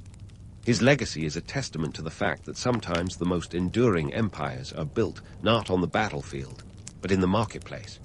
And as we continue to unravel the Kushan saga, remember that history is rarely as black and white as it seems. there's always a shade of grey waiting to surprise you. As we leave Kujula's era of economic wizardry, let's fast forward to the rock star of the Kushan Empire, Kanishka the Great. If Kujula was the empire's architect, Kanishka was its headline act, turning the Kushans into a household name across ancient Asia. His reign, roughly from 127 to 150 CE, was like the golden age of a music band that finally found its rhythm and topped the charts. Kanishka's military prowess was legendary. He wasn't just any ruler with a penchant for shiny helmets. He was the kind of guy who could make Hannibal look like a beginner. His empire stretched from Central Asia all the way to northern India, giving him a territory that would make even the most ambitious real estate agent blush. But here's the kicker. While his military conquests were impressive, they weren't solely about adding more land to his portfolio. Kanishka was strategic, focusing on key trade routes and cultural hubs. Think of it as collecting prime property rather than a random land grab. Now, let's talk coins. Kanishka's currency was like a historical mixtape, featuring a plethora of deities from different cultures. Greek, Zoroastrian, Hindu, and Buddhist figures all made appearances on his coins, showing off the empire's multicultural vibe. It was like a numismatic United Nations, each coin a snapshot of the melting pot that was the Kushan Empire. These coins weren't just pocket change. They were Kanishka's way of broadcasting his empire's diversity and his own open-mindedness. Yet, let's not get too carried away with the idea of Kanishka as a benevolent multiculturalist. While his coinage celebrated diversity, it also served a practical purpose, consolidating his power by appealing to various groups within his vast empire. It was less about altruism and more about pragmatism. Kanishka knew that a happy populace was a stable one, and nothing says "I'm on your side" quite like stamping your local guards on the currency. But Kanishka's legacy wasn't just about coins and conquests. He was a major player in the religious landscape too. He was a patron of Buddhism, sponsoring the famous Fourth Buddhist Council in Kashmir. This was a big deal, akin to hosting a world summit of spiritual leaders. The council helped shape the future of Buddhism, solidifying the Mahayana tradition. It was like Kanishka had booked the biggest conference room in the ancient world and filled it with the era's most influential thinkers. The romantic image of Kanishka as a pious, wise ruler is undeniably appealing, but let's sprinkle in a dash of reality. His religious patronage was as much about political strategy as it was about spiritual enlightenment. By supporting Buddhism, he secured loyalty from a significant portion of his subjects, particularly in regions where the religion was popular. It was a savvy move, ensuring that his reign was as spiritually diverse as it was territorially expansive. Kanishka's reign marked the cultural zenith of the Kushan Empire. Picture bustling cities that were cultural crossroads, where Greek sculptures sat comfortably alongside Indian temples. This was a time of artistic flourishing, blending influences from across the vast stretches of Kanishka's domain. The Gandhara art style, which emerged during this period, is a testament to this fusion, combining Greco-Roman techniques with Buddhist themes. It's like the empire was hosting the ultimate art festival, where each piece told a story of cultural exchange and creativity. Yet, amidst all the cultural and religious glamour, Kanishka's reign wasn't without its challenges. Managing such a diverse empire was no walk in the park. It required deft diplomacy and a keen sense of balance to keep the myriad of tribes, cultures, and religions from clashing. Imagine juggling flaming torches while riding a unicycle on a tightrope. That's essentially what Kanishka was doing on the political stage. One can't overlook the economic underpinnings that fueled Kanishka's empire. The Silk Road continued to be the lifeline of the Kushan economy, bringing in wealth and new ideas. Trade wasn't just about exchanging goods, it was about connecting worlds. Kanishka's empire was at the heart of this exchange, a vital link in the chain that connected Rome to China. His reign saw the Kushans as key players in global trade, with their cities serving as bustling hubs of commerce and culture. But here's the thing about trade. It's a double-edged sword. While it brought prosperity, it also came with its share of headaches. The constant flow of people and goods required a robust infrastructure, and Kanishka was well aware of this. His reign saw improvements in road networks and the establishment of new trade routes. It was like building a superhighway system for camels and caravans, ensuring that the goods kept flowing and the economy kept ticking. Kanishka's rule, with all its triumphs and trials, leaves us with a complex legacy. He's often romanticized as a benevolent ruler, but let's not forget the realpolitik behind his decisions. He was a master of using culture and religion to cement his power, a strategist who knew how to play his cards right. The romance of his reign lies in its grandeur, but the reality is rooted in the shrewd moves that kept the empire's wheels turning. As we continue to unravel the Kushan saga, remember that Kanishka's story is a tapestry woven with threads of ambition, diversity, and strategy. It's a reminder that history is rarely a simple tale of good versus evil. It's a rich, intricate narrative that challenges us to look beyond the surface. So, stay tuned as we dive deeper into the Kushan Empire's journey, exploring the challenges and triumphs that shaped its destiny. There's much more to uncover, and the story's far from over. As the Kushan Empire's story continues, let's peel back the layers of this historical onion, where each slice reveals a complexity of socio-political structures that held this multicultural juggernaut together.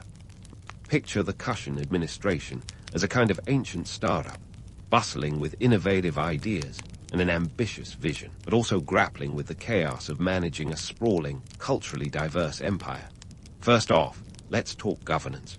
The Kushan rulers weren't just sitting on their gilded thrones, waiting for the next caravan of silk and spices to roll in. They were actively engineering a system that could effectively manage their empire's dizzying array of cultures and religions. Their administration was like a patchwork quilt, stitched together from various influences: Greek, Persian, Indian, you name it. It's as if they took the best governance ideas from their neighbors, mixed them in a cauldron, and voila, a governing system that was both unique and adaptable. The empire was divided into provinces, and each province was governed by a local authority, often someone with a deep understanding of the local customs and traditions. This was no accidental arrangement. The Kushans knew that a one-size-fits-all approach would be about as effective as a toga in a snowstorm. By leveraging local knowledge, they ensured that their rule was not just top-down, but also considerate of regional nuances. It was a smart move. An empire this diverse needed more than just a single, monolithic approach. Now, let's not sugarcoat it. Managing such a diverse population came with its own set of challenges. With an empire stretching from the steppes of Central Asia to the plains of northern India, the Kushans had to deal with everything from nomadic tribes to settled urban populations. It was like trying to run a company where half the employees work remotely from different time zones and the other half are in office. Communication and cohesion were tough nuts to crack. One of the Kushan administrative innovations was their approach to taxation. They weren't just about squeezing every last copper coin out of their subjects. Instead, they implemented a fair tax system that took into account the economic capabilities of different regions. It was a sliding scale of sorts, acknowledging that what worked for a bustling trade city wouldn't necessarily fit a rural farming community. This balanced approach to taxation was crucial in maintaining the empire's economic stability and ensuring that everyone, from the wealthy merchants to the humble farmers, felt they had a stake in the empire's prosperity. On the religious front, the Kushans were the poster children for pluralism.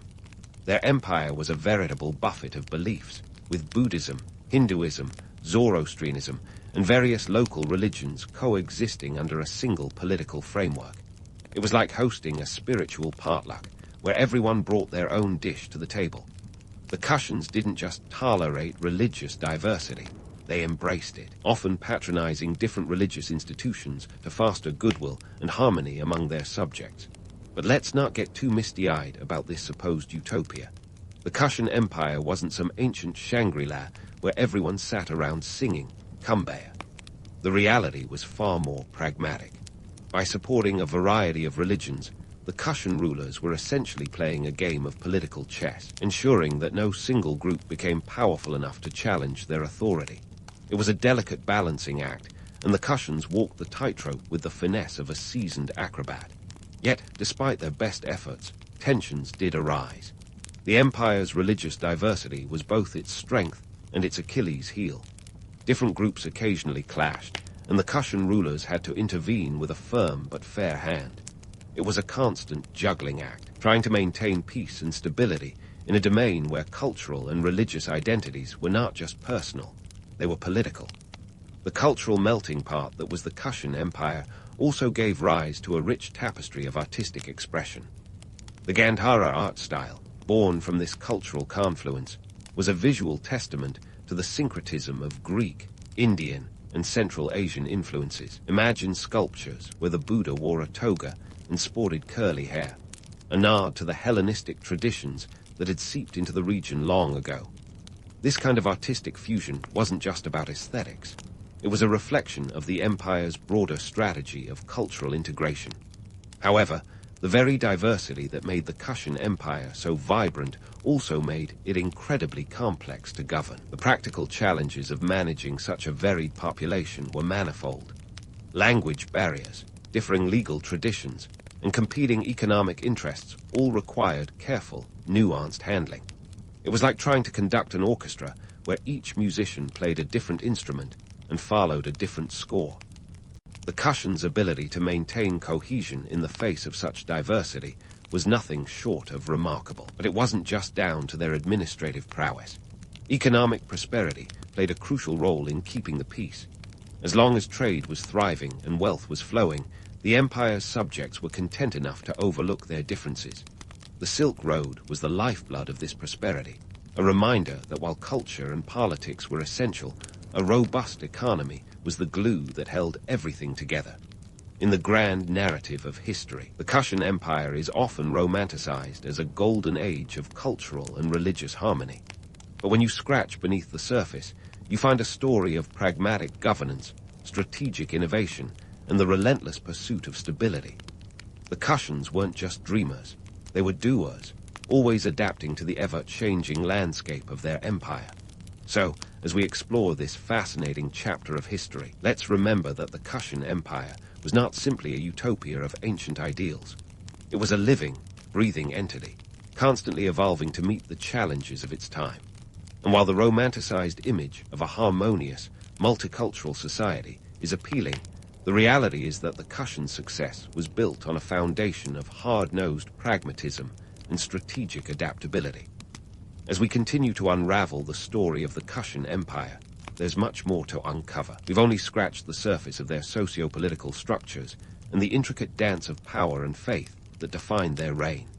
Stay tuned as we delve deeper into this fascinating tapestry, exploring the threads that wove together one of history's most intriguing empires. The Kushan Empire, in all its multifaceted glory, was like an elaborate sandcastle built on the shores of history, a marvel of its time, but inevitably at the mercy of shifting tides. As much as it flourished, it was not immune to the forces that would eventually erode its foundations, both from within and without.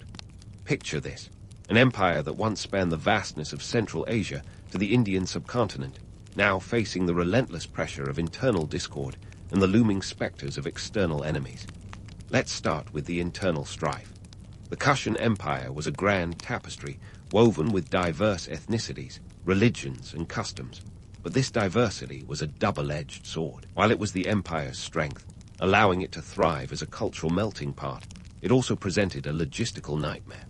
Governing such a heterogeneous domain required a delicate balance of power, one that became increasingly difficult to maintain as the empire stretched itself thin.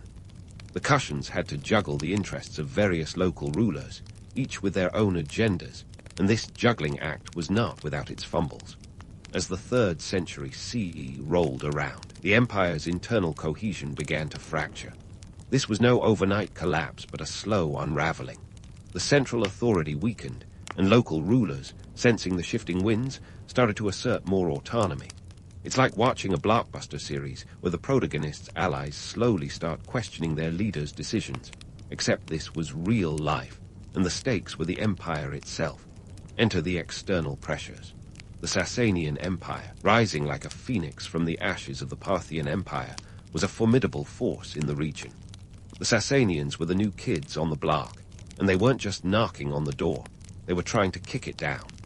Under the leadership of Ardashir I, who founded the Sasanian Empire in 224 CE, they launched a series of campaigns that put the Kushans on the defensive. It was like being caught in a never-ending game of risk, where every move you make is countered by a more aggressive opponent. The Sasanians were not just a military threat. They were an economic one too. They sought control over the lucrative Silk Road trade routes, the lifeblood of the Kushan economy. Losing control of these routes was akin to a modern company losing its main source of revenue. It's a recipe for disaster. The Kushans found themselves squeezed, trying to fend off Sasanian advances while also dealing with internal power struggles. It was a classic case of being caught between a rock and a hard place, with the rock being a Sasanian battering ram. And just when you think it couldn't get any worse, the Gupta Empire enters the scene. Emerging from the Indian subcontinent, the Guptas were a rising power with ambitions of their own. They expanded into territories previously under Kushan control, effectively sandwiching the empire between two powerful neighbors. It's like being the middle child between two more successful siblings, each vying for the family fortune. By the mid-4th century CE, the Kushan Empire was a shadow of its former self. The territories that once hummed with the bustling trade of the Silk Road were now fragmented, each piece claimed by a different power. The empire's decline was not a dramatic fall from grace, but a gradual fading, like a once vibrant painting left to weather the elements. Yet, despite its decline, the legacy of the Kushan Empire is far from that of a mere historical footnote. The Kushans did more than build an empire. They constructed bridges, figuratively, and in some cases, literally, between East and West. Their role in shaping trade routes and facilitating cultural exchanges left an indelible mark on the tapestry of history. The trade networks they developed continued to flourish long after the empire's political influence waned. The Silk Road, that ancient artery of commerce and culture, remained a lifeline for countless civilizations, carrying goods, ideas, and innovations across continents. The Kushans may have ceded political control, but their contribution to these trade routes ensured that their influence endured. It's a bit like the internet of its day, connecting disparate cultures and economies, albeit with camels instead of cables. Culturally, the Kushans were like a historical Spotify playlist, mixing and matching influences to create something unique and lasting. Their patronage of Buddhism helped spread the religion across Asia, influencing regions as far-flung as China and Japan. The Gandhara art style, with its fusion of Greek, Persian, and Indian elements, served as a testament to their cosmopolitan legacy. These cultural contributions were not just artistic expressions. They were blueprints for a more interconnected world. So, why does the Kushan Empire deserve more than a cursory glance in the annals of history? Because their story is a reminder of the complexities and contradictions inherent in any great civilization. They were both conquerors and connectors, warriors and traders, rulers and patrons. Their rise and fall encapsulate the ebb and flow of history itself, a dance of power, culture, and economics that continues to shape our world today. In the end, the Kushans teach us that the true measure of an empire is not just in its territorial expanse or military might, but in the enduring impact it leaves on the world. The Kushan Empire may have faded, but its legacy lives on in the trade routes that still crisscross Asia, and in the cultural exchanges that continue to enrich our global tapestry. They remind us that history is not just a chronicle of dates and battles, but a narrative of human ambition, resilience, and ingenuity. As we close this chapter on the Kushan Empire, let's hold on to the idea that history, much like life, is a series of interconnected stories. Each thread, no matter how seemingly insignificant, weaves into the larger fabric of our shared past. The Kushans, with their blend of romance and reality, offer us a glimpse into the intricate dance of civilizations, a dance that, despite its ups and downs, keeps the rhythm of human progress alive. The year is 1095, and you're a medieval knight, standing knee-deep in the muck of your manor's courtyard, contemplating the latest disaster that's befallen your crops. Your armor gleams only in the imaginations of bards. Here, it's mostly rusted chainmail and a surcoat that hasn't seen a wash since your last trip to the village fair. Life's a grind, and not the romanticized kind that troubadours sing about. It's more like the kind where your feudal lord takes half your harvest, and the other half is at the mercy of weather that's as unpredictable as a toddler in a candy store. The daily life of a knight isn't quite the glitzy affair chronicled in storybooks. Sure, you've got a sword, but it's more of a tool for keeping your peasants in line than anything else. And jousting, that's reserved for tournaments, assuming you can even afford the entry fee, let alone repair your gear afterward. Training is less about noble duels, and more about making sure you're strong enough to haul your own armor around. Then, out of the blue, the Pope's envoy rides into town, his voice booming with the promise of adventure and divine duty. The First Crusade has been called, and suddenly, your mundane existence is offered a ticket to something far more glamorous, or so it seems. The prospect of marching to the Holy Land, a couple of 1,000 miles away, is dangled like a carrot in front of a very hungry horse. Adventure, glory, salvation. It's like someone offering you a winning lottery ticket, and all you have to do is reach out and take it. Except, of course, this is the Middle Ages, and nothing's ever that simple. You see, the promise of adventure is a seductive siren call, but it's the promise of land and loot that really gets your attention. Land is the currency of power, after all, and there's only so much to go around in your little backwater corner of Europe. The Crusades promise new territories, free for the taking, or at least that's the sales pitch. And who doesn't want a nice plot in the sun-kissed lands of the Levant? However, let's not get ahead of ourselves. The reality check here is that embarking on a crusade isn't just a matter of packing a bag and harping on a horse. It's an expensive ordeal, outfitting yourself with the necessary gear, armor, weapons, a sturdy horse, costs a small fortune, often equivalent to several years' income. We're talking about a few £100s of silver, which, for context, could buy you a decent manor back home. This isn't a budget adventure, it's more of a high-stakes gamble. Then there's the religious aspect. The Pope's promise of salvation is a pretty sweet deal. After all, eternal life in paradise is hard to pass up, especially when your current life involves more mud than miracles. The Church assures you that by taking up the cross, your sins will be washed away faster than your clothes in the local stream. This spiritual carrot is dangled alongside the temporal stick of damnation should you choose to ignore the call. But let's not sugarcoat it. The journey itself is brutal.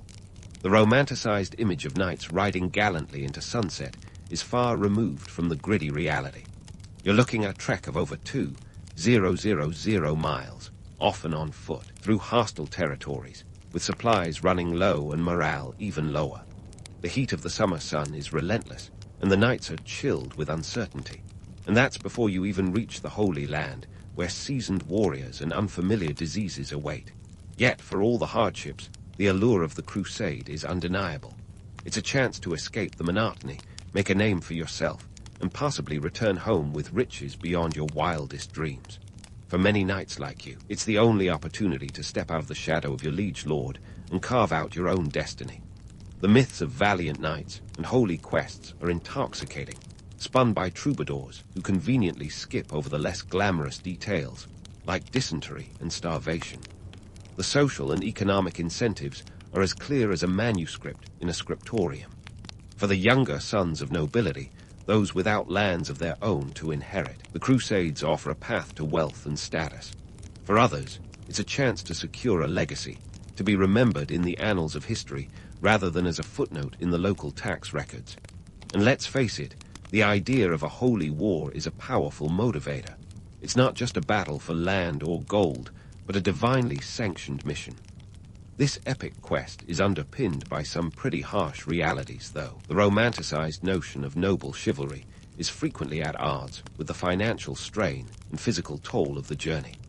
For every knight who returns a hero, many more are left as bleached bones in the sands of the Middle East, their dreams of glory dashed by the grim realities of medieval warfare and the harsh desert climate.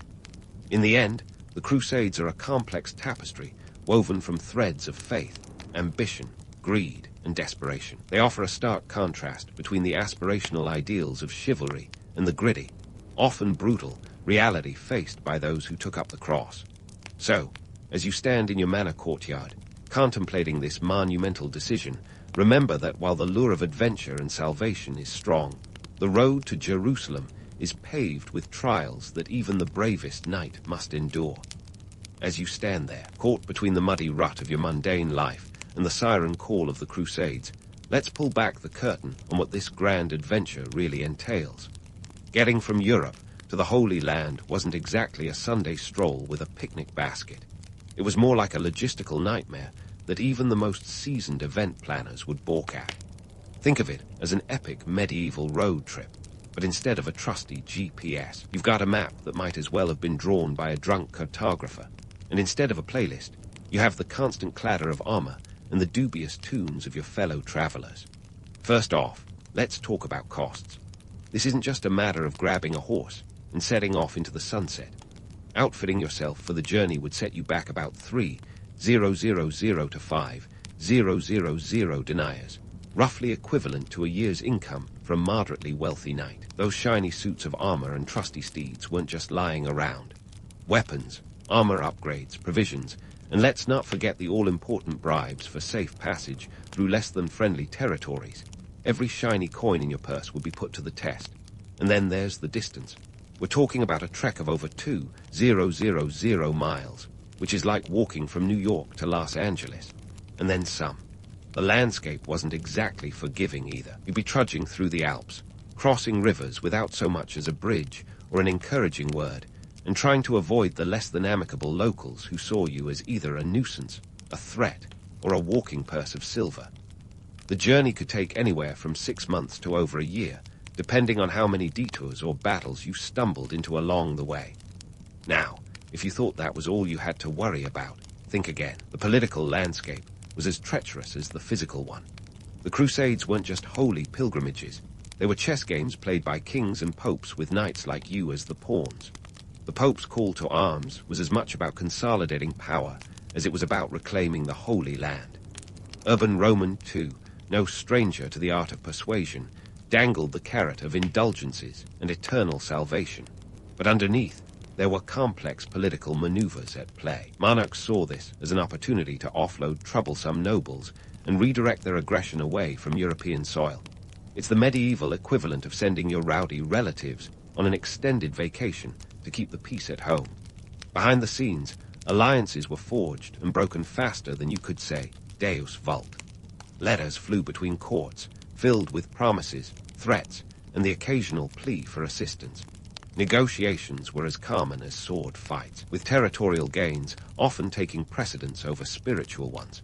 It's a bit like a medieval version of Game of Thrones, but with more chainmail and less CGI. And let's not forget the backdoor deals. You see, while you and your fellow knights were gearing up for what you believed was a righteous quest, your lords and monarchs were busy ensuring their own interests were protected. They brokered deals with maritime powers like the Venetians for transport across the Mediterranean, promising lucrative trade concessions in return. The Venetians, ever the shrewd businessmen, were more than happy to oblige, for a price, of course. These negotiations were a testament to the fact that while the Crusades were cloaked in religious fervor, they were also deeply rooted in economic and political strategy. So, there you are, a knight on the cusp of adventure, caught in the crossfire of faith and ambition. The myth of the noble quest is a seductive tale, but the reality is far more complex. It's a world where the line between hero and pawn blurs, where the road to glory is paved with hardships and hidden agendas. As the dust settles on your manor courtyard, and you take that first step towards Jerusalem, remember that the journey ahead is as much about navigating the treacherous waters of medieval politics as it is about surviving the physical trials that await. The Crusades are a grand tapestry of ambition and desperation, where the dreams of knights are both forged and shattered. So, you've taken that first step towards Jerusalem, leaving behind your manor and the muddy monotony of feudal life. You're now on the road with a ragtag band of knights, squires, and assorted hangers-on, all bound by the Pope's promise of salvation and the lure of land. Welcome to the Crusades, where the only thing more uncertain than the journey is the destination itself. The battlefield is where myths meet reality head-on, and let's just say, the reality is not wearing a chivalrous smile. You might think of knights as these gleaming paragons of virtue, but the truth, they were more like heavily armored linebackers in a game with no rules. It's chaos on a grand scale, with strategies that could generously be described as fluid. Imagine stepping onto a battlefield where the air is thick with the smell of sweat, blood, and fear. The sun beats down mercilessly, turning your armor into an oven. And speaking of that armor, ever tried wielding a sword with an extra 60 pounds of metal strapped to your body? It's like trying to win a dance competition wearing a suit of kitchen appliances. The strategy. charge the enemy line, and hope for the best. Seriously, military tactics of the time were often little more than glorified marsh pits, with commanders yelling orders over the din of clashing steel and the screams of the wounded. Sure, there were formations and maneuvers, like the famous cavalry charge, but once the battle began, it was every knight for himself, or rather, for his lord. For every tale of knightly heroism, there were countless instances of sheer pandemonium. Battles were less about noble duels, and more about trying not to get trampled by your own side. The Crusaders' greatest asset was often their sheer numbers and the ability to sow confusion among the enemy ranks. It's not about elegance, it's about overwhelming force and a bit of luck. The enemy, the Seljuk Turks, and various Muslim forces who knew these lands far better than you ever will. They had strategies, too, often employing swift cavalry attacks and feigned retreats to lure Crusaders into traps. It was a deadly game of cat and mouse, and the Crusaders weren't always the cat. The Battle of Doryleum in 1097 is a case in point. It was a desperate, seesawing melee until reinforcements arrived just in time to turn the tide. Let's talk about the psychological toll. Imagine the constant stress, not just from the threat of death, but from disease, starvation, and the ever-present stink of your unwashed comrades. The camaraderie among knights was less about noble barns and more about shared misery. In the muck and mire of medieval warfare, friendships were forged in the fires of adversity. You trust your fellow knight with your life, because often your survival depended on it. But don't let the grim realities fool you into thinking there wasn't a certain allure to it all. The idea of the chivalrous knight still held sway. Tales of valor and bravery circulating among the ranks like medieval memes. These stories provided a morale boost, a way to make sense of the chaos and find meaning in the madness.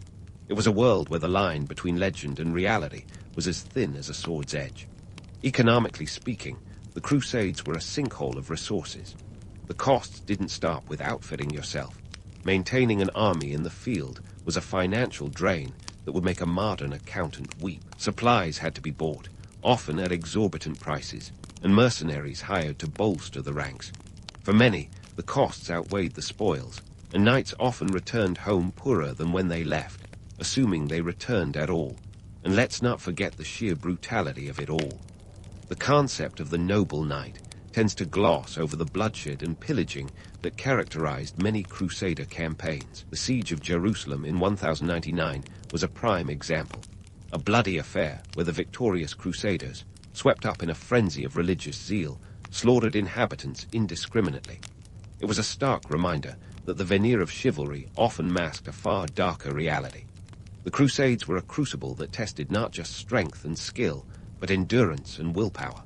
They were a proving ground where the myths of knighthood were forged and shattered in equal measure. You might return home a hero, tales of your exploits sung by troubadours across Europe. Or you might not return at all, your bones left to bleach in the sun, another anonymous casualty of a holy war. As you stand amid the aftermath of battle, with the cries of the dying still echoing in your ears, you might wonder what it was all for. The ideals of chivalry and faith are powerful motivators, but they're also fragile, easily crushed under the weight of reality. Yet, for all their harshness, the Crusades offered knights a chance to step out of their mundane lives and into the pages of history. They were a brutal, bloody chapter that reshaped the medieval world, leaving a legacy as complex as the knights themselves. The myth of the chivalrous knight endures, a testament to the power of storytelling over stark reality. But for those who lived it, the Crusades were a harsh reminder that history is often written in blood and sweat, with more than a little mud on the pages. As you prepare for the next battle, know that the road ahead is paved with both glory and despair, and the only certainty is the uncertainty that lies around every corner.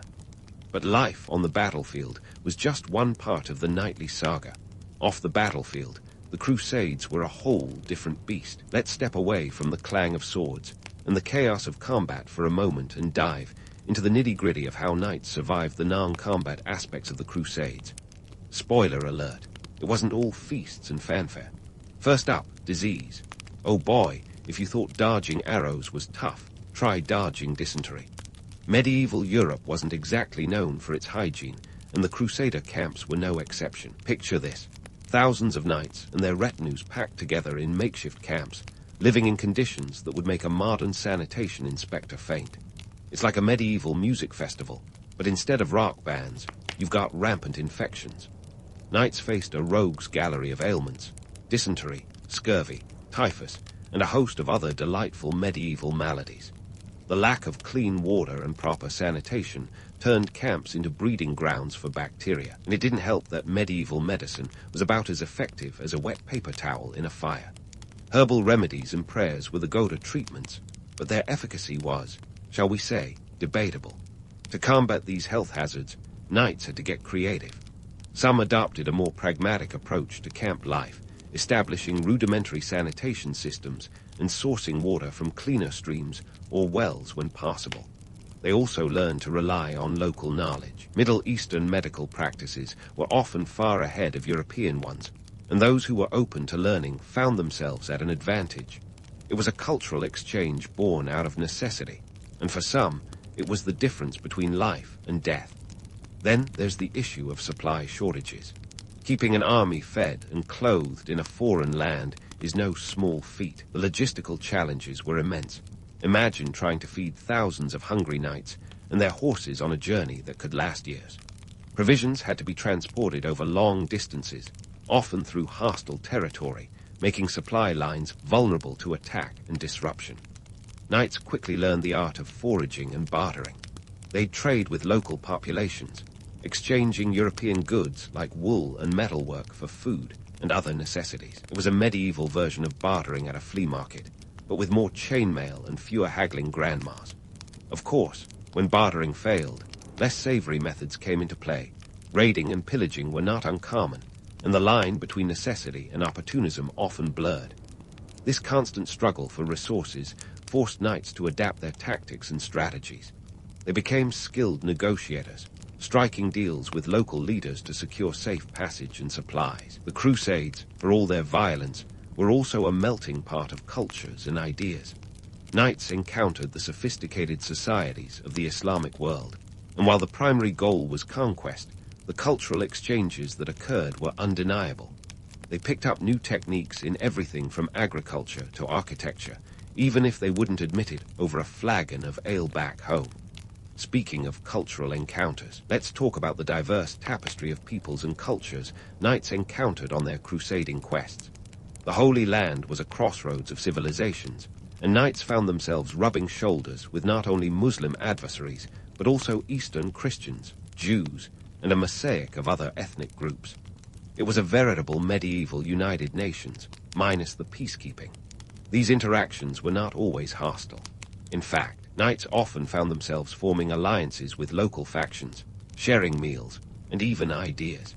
For instance, the Order of the Knights Templar, those famous warrior monks, adopted banking practices from their Muslim counterparts, laying the groundwork for modern financial systems. Who knew that the real treasure of the Crusades was a lesson in fiscal responsibility? The experiences of the Crusades left a lasting impact on the knights who survived them. They returned to Europe with tales of exotic lands and peoples, their worldviews broadened by the cultures they had encountered. The romantic notion of the chivalrous knight was forever altered by the harsh realities of the Crusades, and those who returned often found themselves at odds with the myth they had once aspired to. Their identities were reshaped by their experiences, and the line between conqueror and cultural emissary was not as clear-cut as the legends would have us believe.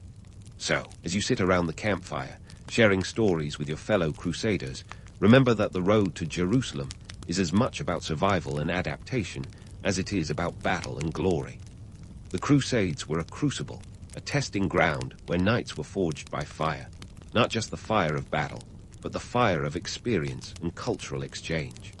The real journey was not just across continents, but into the depths of human endurance and adaptability. While the myth of the noble knight still holds sway, the reality is far richer and more complex.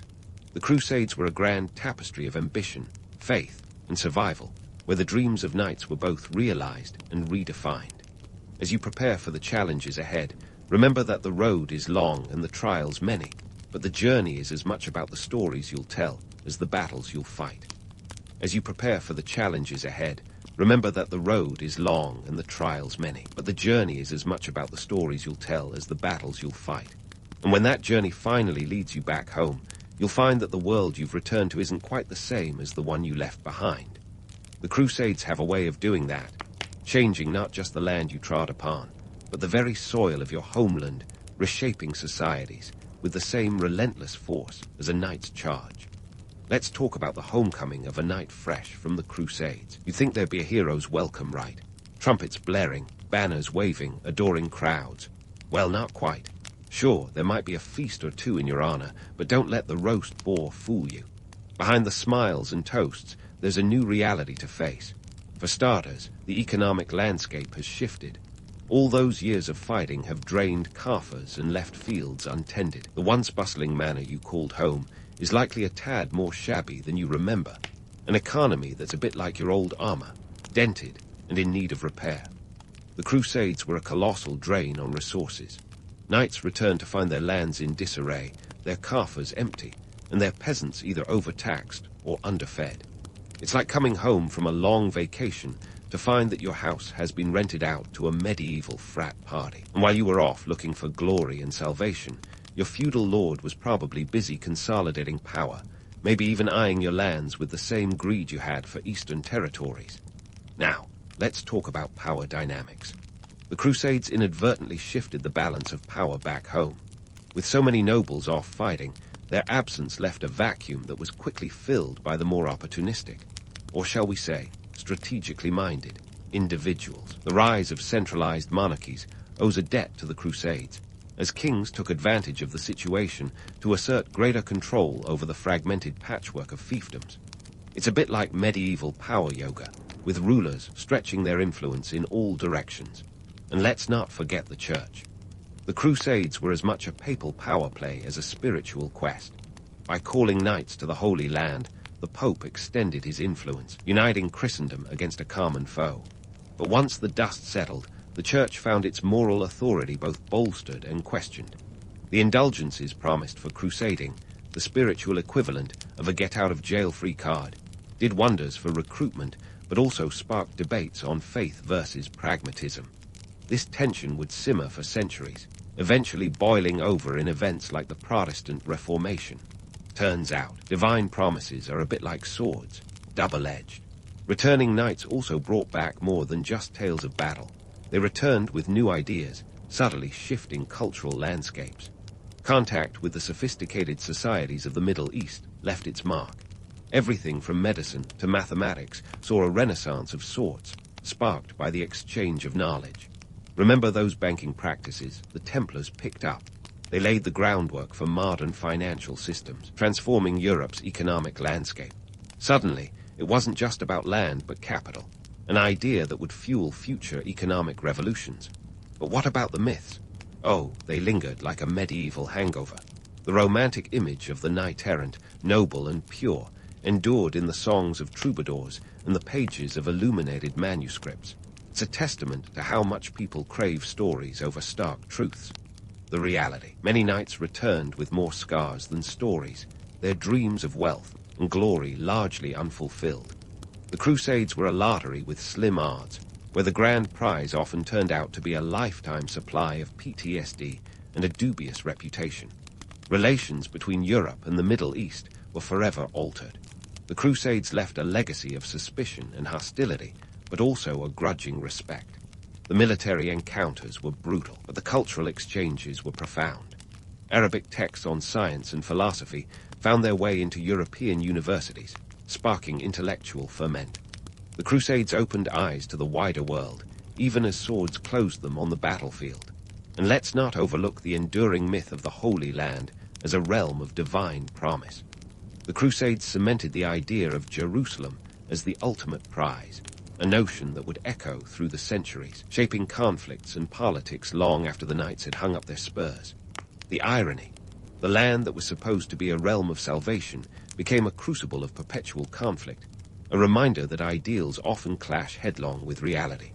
So, as you hang your sword above the hearth and try to slip back into the rhythms of feudal life, know that the Crusades have indelibly marked you and the world around you. You've been a part of a grand narrative, one that promises more than it delivers, but leaves behind a legacy that's both tarnished and brilliant.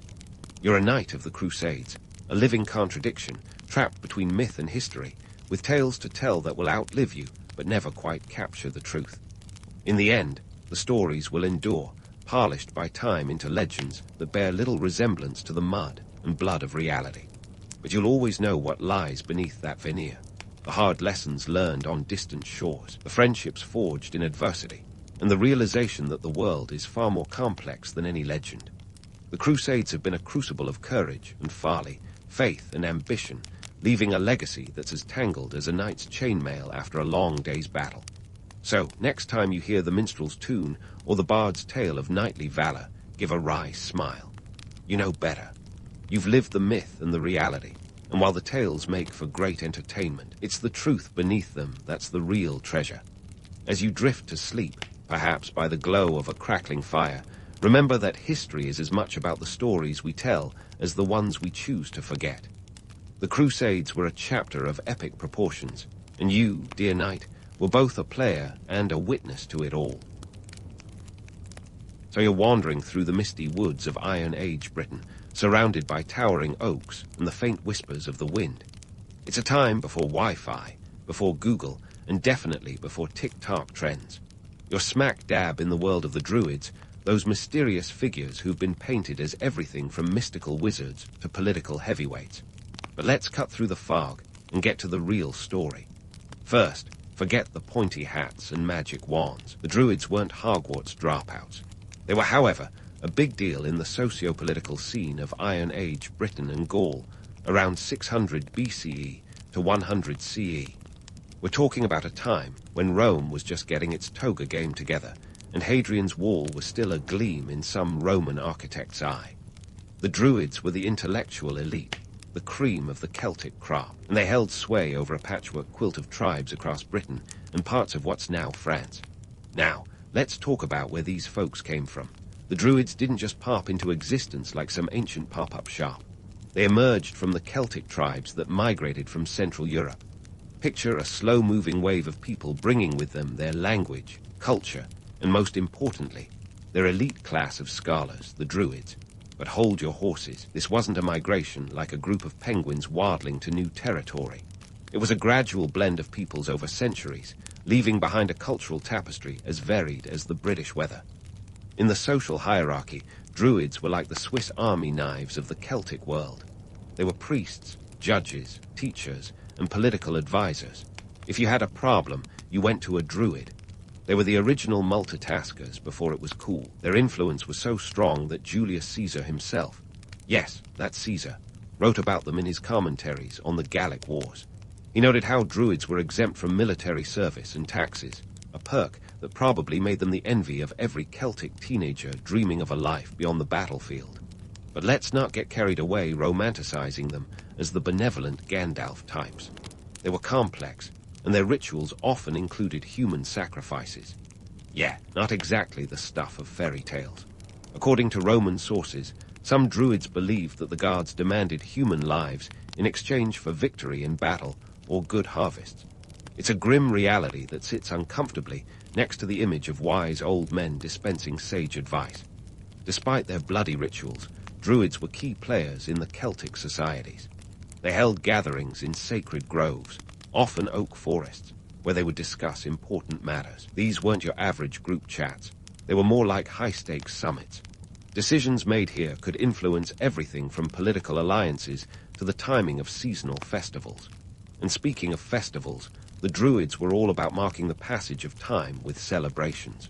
The most famous of these is Samhain, the precursor to modern Halloween. It was a time when the boundary between the living and the dead was believed to be at its thinnest. The Druids would light bonfires and perform rituals to ward off evil spirits. It was less about pumpkin spice lattes and more about keeping the supernatural in check. But the Druids' real power was in their knowledge. They were the keepers of tradition and law, passing down their wisdom orally through generations. Writing things down, that was for the Romans. The Druids preferred the spoken word, which meant their teachings were wrapped in layers of secrecy and exclusivity. You didn't just walk up and ask a Druid to spill the beans. You earned the right to learn. This secrecy, of course, fueled the mystique that still surrounds them today. But it's important to note that our understanding of the Druids comes largely from Roman sources, who had their own agenda. The Romans were trying to conquer the Celtic lands, and portraying the Druids as barbaric was a convenient way to justify their conquests. So take those tales of bloodthirsty rituals with a pinch of Celtic sea salt. As political advisors, the Druids held considerable sway over tribal leaders. Their council could determine the outcome of wars, and their blessing was sought before any major undertaking. This wasn't just spiritual mumbo-jumbo, it was realpolitik in action. A Druid's approval could legitimize a leader's rule or rally clans together for a common cause. Economically, Druids were also in the mix. They understood the cycles of nature and advised on agricultural practices, which was crucial in a society deeply tied to the land. They knew when to plant and when to harvest, and their festivals often coincided with these agricultural milestones. In a world without weather apps, Druids were the go-to weather forecasters. So, there you have it, the Druids in all their complex, multifaceted glory. They weren't just wandering mystics in the woods. They were the backbone of Celtic society.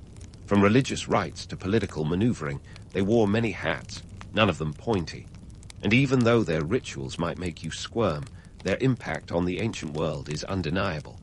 As you make your way through the fog of history, remember that the truth about the Druids is as layered as the forests they called home. So, as we venture deeper into the mystical thicket of Druidic life, let's dissect those infamous rituals that have fueled centuries of speculation and shivers. Picture this. You're in a sacred grove, the air thick with the scent of oak and the murmurs of the Druidic elite. But instead of a quaint nature retreat, you're about to witness something a bit more visceral. First up on our dark tour is the notorious human sacrifice. Yeah, it's a grim topic, but you can't talk Druids without it. Thanks to Julius Caesar's Gallic Wars, a text dripping with political motives, these acts have been painted as the Super Bowl of Celtic rituals. Caesar, ever the PR strategist, claimed Druids would burn criminals inside giant wicker effigies to appease the gods. Imagine a Burning Man festival with a terrifying twist, but hold your torches. Historians today argue that Caesar's accounts might be more spin than substance. His goal, to portray the Celts as barbaric heathens, making Rome's conquest seem like a mission of civilization. Now, don't get me wrong, human sacrifices did happen, but they weren't the everyday Druidic pastime.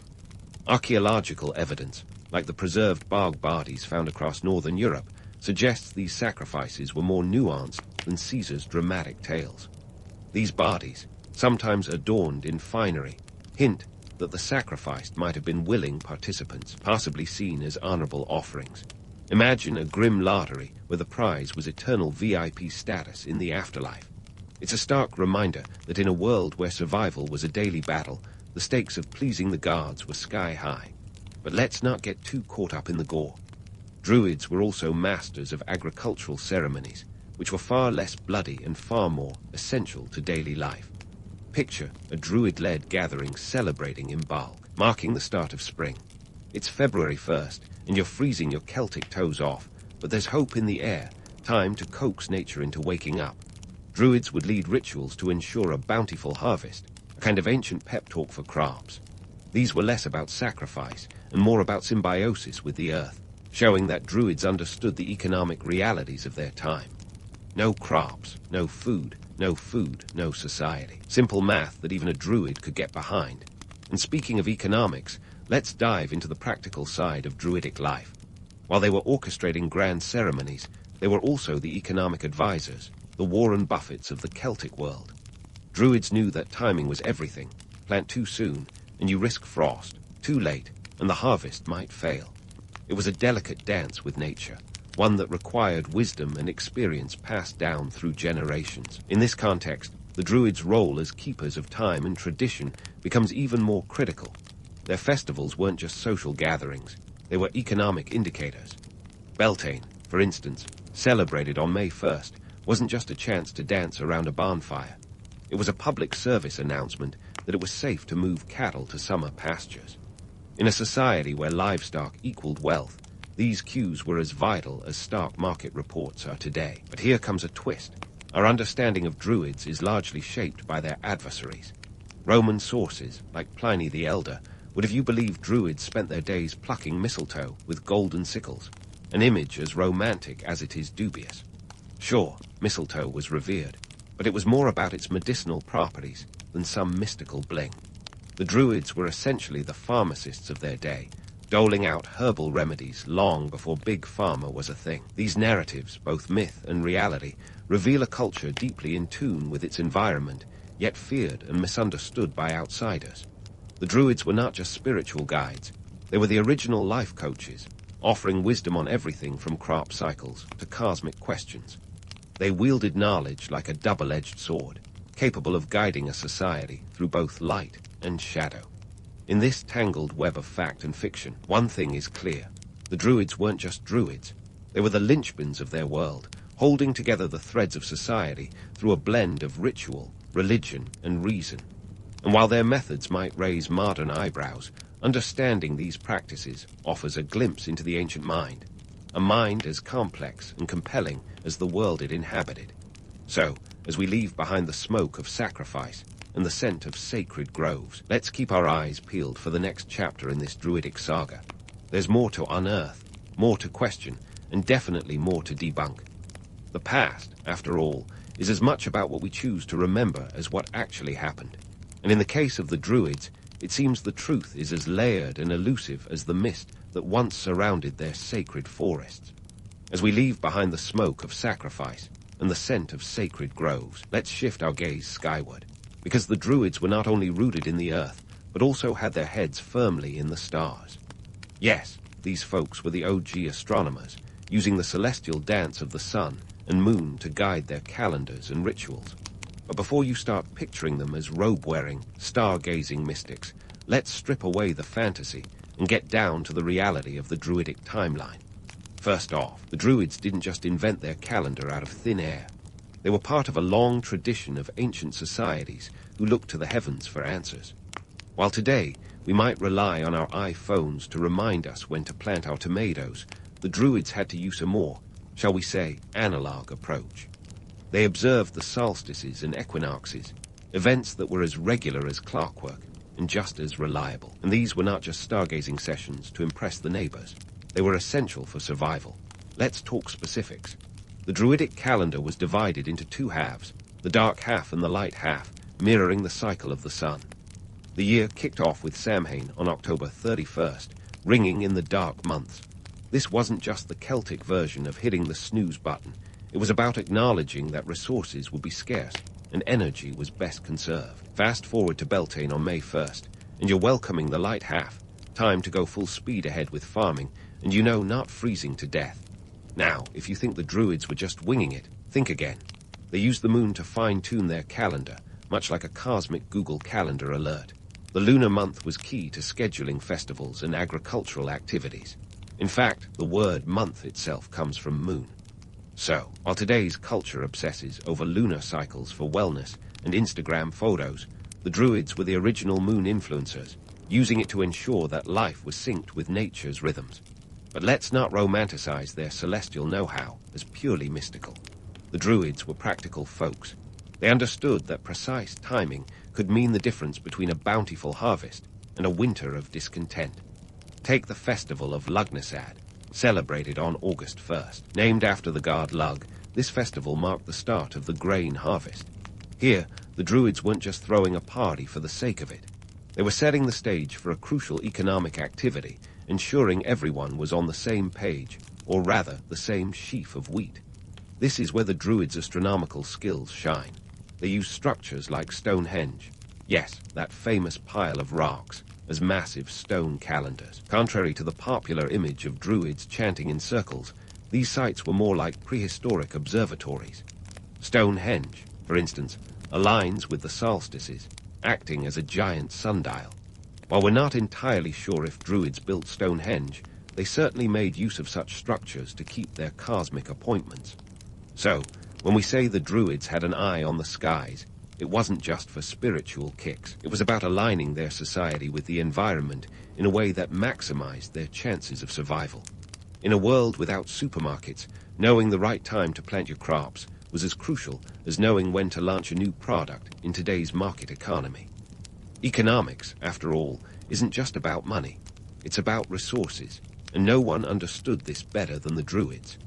Now, let's debunk a myth or two while we're at it. The idea of the Druids as mystical astronomers is appealing, but it's a bit of historical fan fiction. Their astronomical knowledge was practical, not prophetic.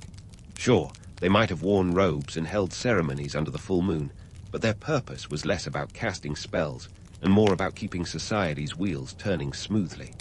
It's a bit like discovering your favorite musician is also a competent accountant. All that creativity, but someone's got to balance the books. And let's not forget the social cohesion aspect. By aligning festivals with celestial events, the Druids created a shared calendar that brought people together. These weren't just times to celebrate and feast. They were critical for maintaining social bonds and ensuring that everyone was on the same cosmic page. In a world where tribal conflicts were as common as rain in Britain, these communal experiences were vital for peace and stability. So, while the Druids might not have had the technology to land a probe on Mars, their understanding of the cosmos was nothing short of impressive. They were the ultimate multitaskers, using the stars not just to navigate the physical world, but to steer the social and economic realms as well. And as we look to the past, let's remember that their legacy isn't just written in the stars. It's embedded in the way we organize our lives today. But hold on to your lunar charts, because we're only halfway through this celestial journey.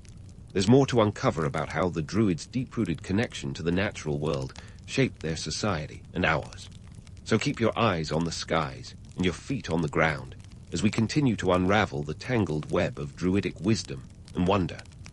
As we keep our eyes on the skies and our feet firmly planted on the ground, let's dive headfirst into the Roman storm that swept across the Celtic lands, leaving the Druids scrambling to keep their sacred fires burning. Spoiler alert, it wasn't a walk in the oak grove. The Romans, with their penchant for order and expansion, were about as subtle as a chariot charge when it came to conquest. By the time they rolled into Celtic territory around 43 AD, the Druids found themselves smack in the middle of a cultural collision that would shake the very roots of their society. Picture this: the Roman Empire, a well-oiled machine of military might and bureaucratic efficiency, ploughing through Gaul and Britain like a juggernaut in sandals and togas. The Druids, who'd been holding court in their sacred groves, suddenly faced a new reality where Roman soldiers weren't just passing through, they were here to stay. The Romans saw the Druids not just as quaint nature priests, but as a potential threat to their imperial ambitions. After all, who needs a local spiritual elite when you've got Roman guards to sell and taxes to collect? Let's talk specifics. The Roman campaign against the Druids wasn't just a military operation. It was a strategic takedown of Celtic culture. The Roman historian Tacitus gives us a vivid account of the assault on the island of Anglesey in 60 AD, a Druidic stronghold in Wales. Picture Roman legions crossing the Menai Strait, determined to dismantle the Druidic infrastructure. The Romans, led by General Suetonius Paulinus, went full scorched earth, destroying sacred groves and slaughtering the Druids. It was as much about psychological warfare as it was about territorial gain. The message was clear. Roman law was the new law in town. But the Romans weren't just swinging swords. They were swinging culture, too. Enter Christianity, stage left. As Rome's official religion began to spread, it brought with it a new worldview that was often at odds with the Druidic traditions. The Christian monks who followed in the wake of the Roman legions saw the Druids as pagans in need of salvation, or at least conversion. The Druids, with their polytheistic beliefs and nature-based rituals, were suddenly cast as the villains in a narrative that had little room for compromise. Now, don't get it twisted. The Druids didn't just roll over and hand over their sickles. They adapted, resisted, and in some cases, even went underground. They morphed into bards and storytellers, weaving their wisdom into the fabric of folk tales and oral histories. It was a classic case of cultural resilience, a strategic retreat into the shadows where they could keep the flame of their traditions alive. But even the most resilient culture can only hold out for so long against the relentless tide of change. Economically, the Roman presence was a double-edged sword. On one hand, they brought infrastructure, roads, aqueducts, and trade routes that connected the Celts to the wider empire. This opened up new markets and economic opportunities. On the other hand, the Romans also brought taxes, and lots of them. The fiscal burden on Celtic communities was heavy. and the Druids, who once advised on resource management, found their influence waning as Roman currency and economic systems took root. Politically, the Druids' role as advisors to tribal leaders began to erode. The Roman system of governance, with its focus on centralized power, didn't have much room for spiritual intermediaries. The Druids, once political kingpins, were sidelined in the new Roman order. Their gatherings in sacred groves were replaced by Roman forums, and their council was overshadowed by Roman law. The Druids, who had once dictated the rhythm of life, now found themselves out of sync with the new imperial beat. Yet despite this seismic shift, the Druids left an indelible mark on the landscape of history. Their traditions, though diminished, didn't vanish entirely. They were absorbed, repackaged, and reinterpreted in ways that allowed them to survive. Take the festival of Samhain, for example. It morphed into All Hallows' Eve, better known today as Halloween. While the Druids might not recognize the modern-day celebration with its candy corn and costumes, the echoes of their rituals are still there, a testament to their enduring influence. As we peel back the layers of history, it's clear that the fall of the Druids was less about a clean break and more about a slow transformation. They didn't disappear overnight. They evolved, leaving behind a legacy that continues to intrigue and inspire. The Romans might have conquered their lands, but they couldn't fully extinguish the spirit of the Druids. In the end, the Druids remind us that cultural change is less about erasure and more about adaptation, a lesson that resonates even today. So, as we leave the ancient groves behind and step into the Romanized world, we carry with us the stories of a people who stood at the crossroads of history. The Druids may have faced the fall, but their legacy remains, a whisper in the wind, a shadow in the forest, and a flicker of flame in the heart of Celtic identity. As we look ahead, there's more to explore, more questions to ask, and more myths to unravel. The story of the Druids is far from over, and the next chapter promises to be just as compelling. Stay tuned, because there's plenty more to discover in the tangled web of history that awaits. So, as we stand at the crossroads of history with the Druids, let's leap forward a few centuries to when the mists of time were thickened not by Celtic fog, but by the imaginative haze of Victorian romanticism. Ah, the Victorians, masters at turning the past into a cozy fireside story, complete with all the embellishments and moral lessons of a good novel. Picture the 19th century, a time when people were obsessed with rediscovering the quaint and the mystical, and guess who they dragged out of the historical attic? Our old friends, the Druids. Now, the Victorians had a knack for taking historical breadcrumbs and baking them into a full-blown loaf of fantastical narratives. Fueled by a mix of nationalism and nostalgia, they painted the Druids as kindly sages, wise keepers of the ancient Celtic flame. Forget those pesky human sacrifices and Roman-bashing escapades. The Victorian Druids were more like tree-hugging philosophers with a penchant for poetry and nature walks. It was all tea and tranquility, and who doesn't love a good woodland stroll with a side of philosophical musing? This reinvention wasn't just about escapism, though. It served a deeper purpose. Britain was chugging through the Industrial Revolution, and with cities sprouting up like weeds, people craved a connection to a simpler, more harmonious past. The Druids, with their groves and garlands, provided the perfect antidote to urban chaos. The Victorians even revived Druidic festivals, turning them into quaint public events, complete with faux rituals and lots of earnest speeches about ancient wisdom. It was a bit like discovering your quirky great uncle was once a rock star, and deciding to throw him a comeback tour. Fast forward to the 20th century, and the Druids got another makeover, courtesy of pop culture. The 1960s and 70s saw a resurgence of interest in all things mystical and magical, and you bet the Druids were invited to the party.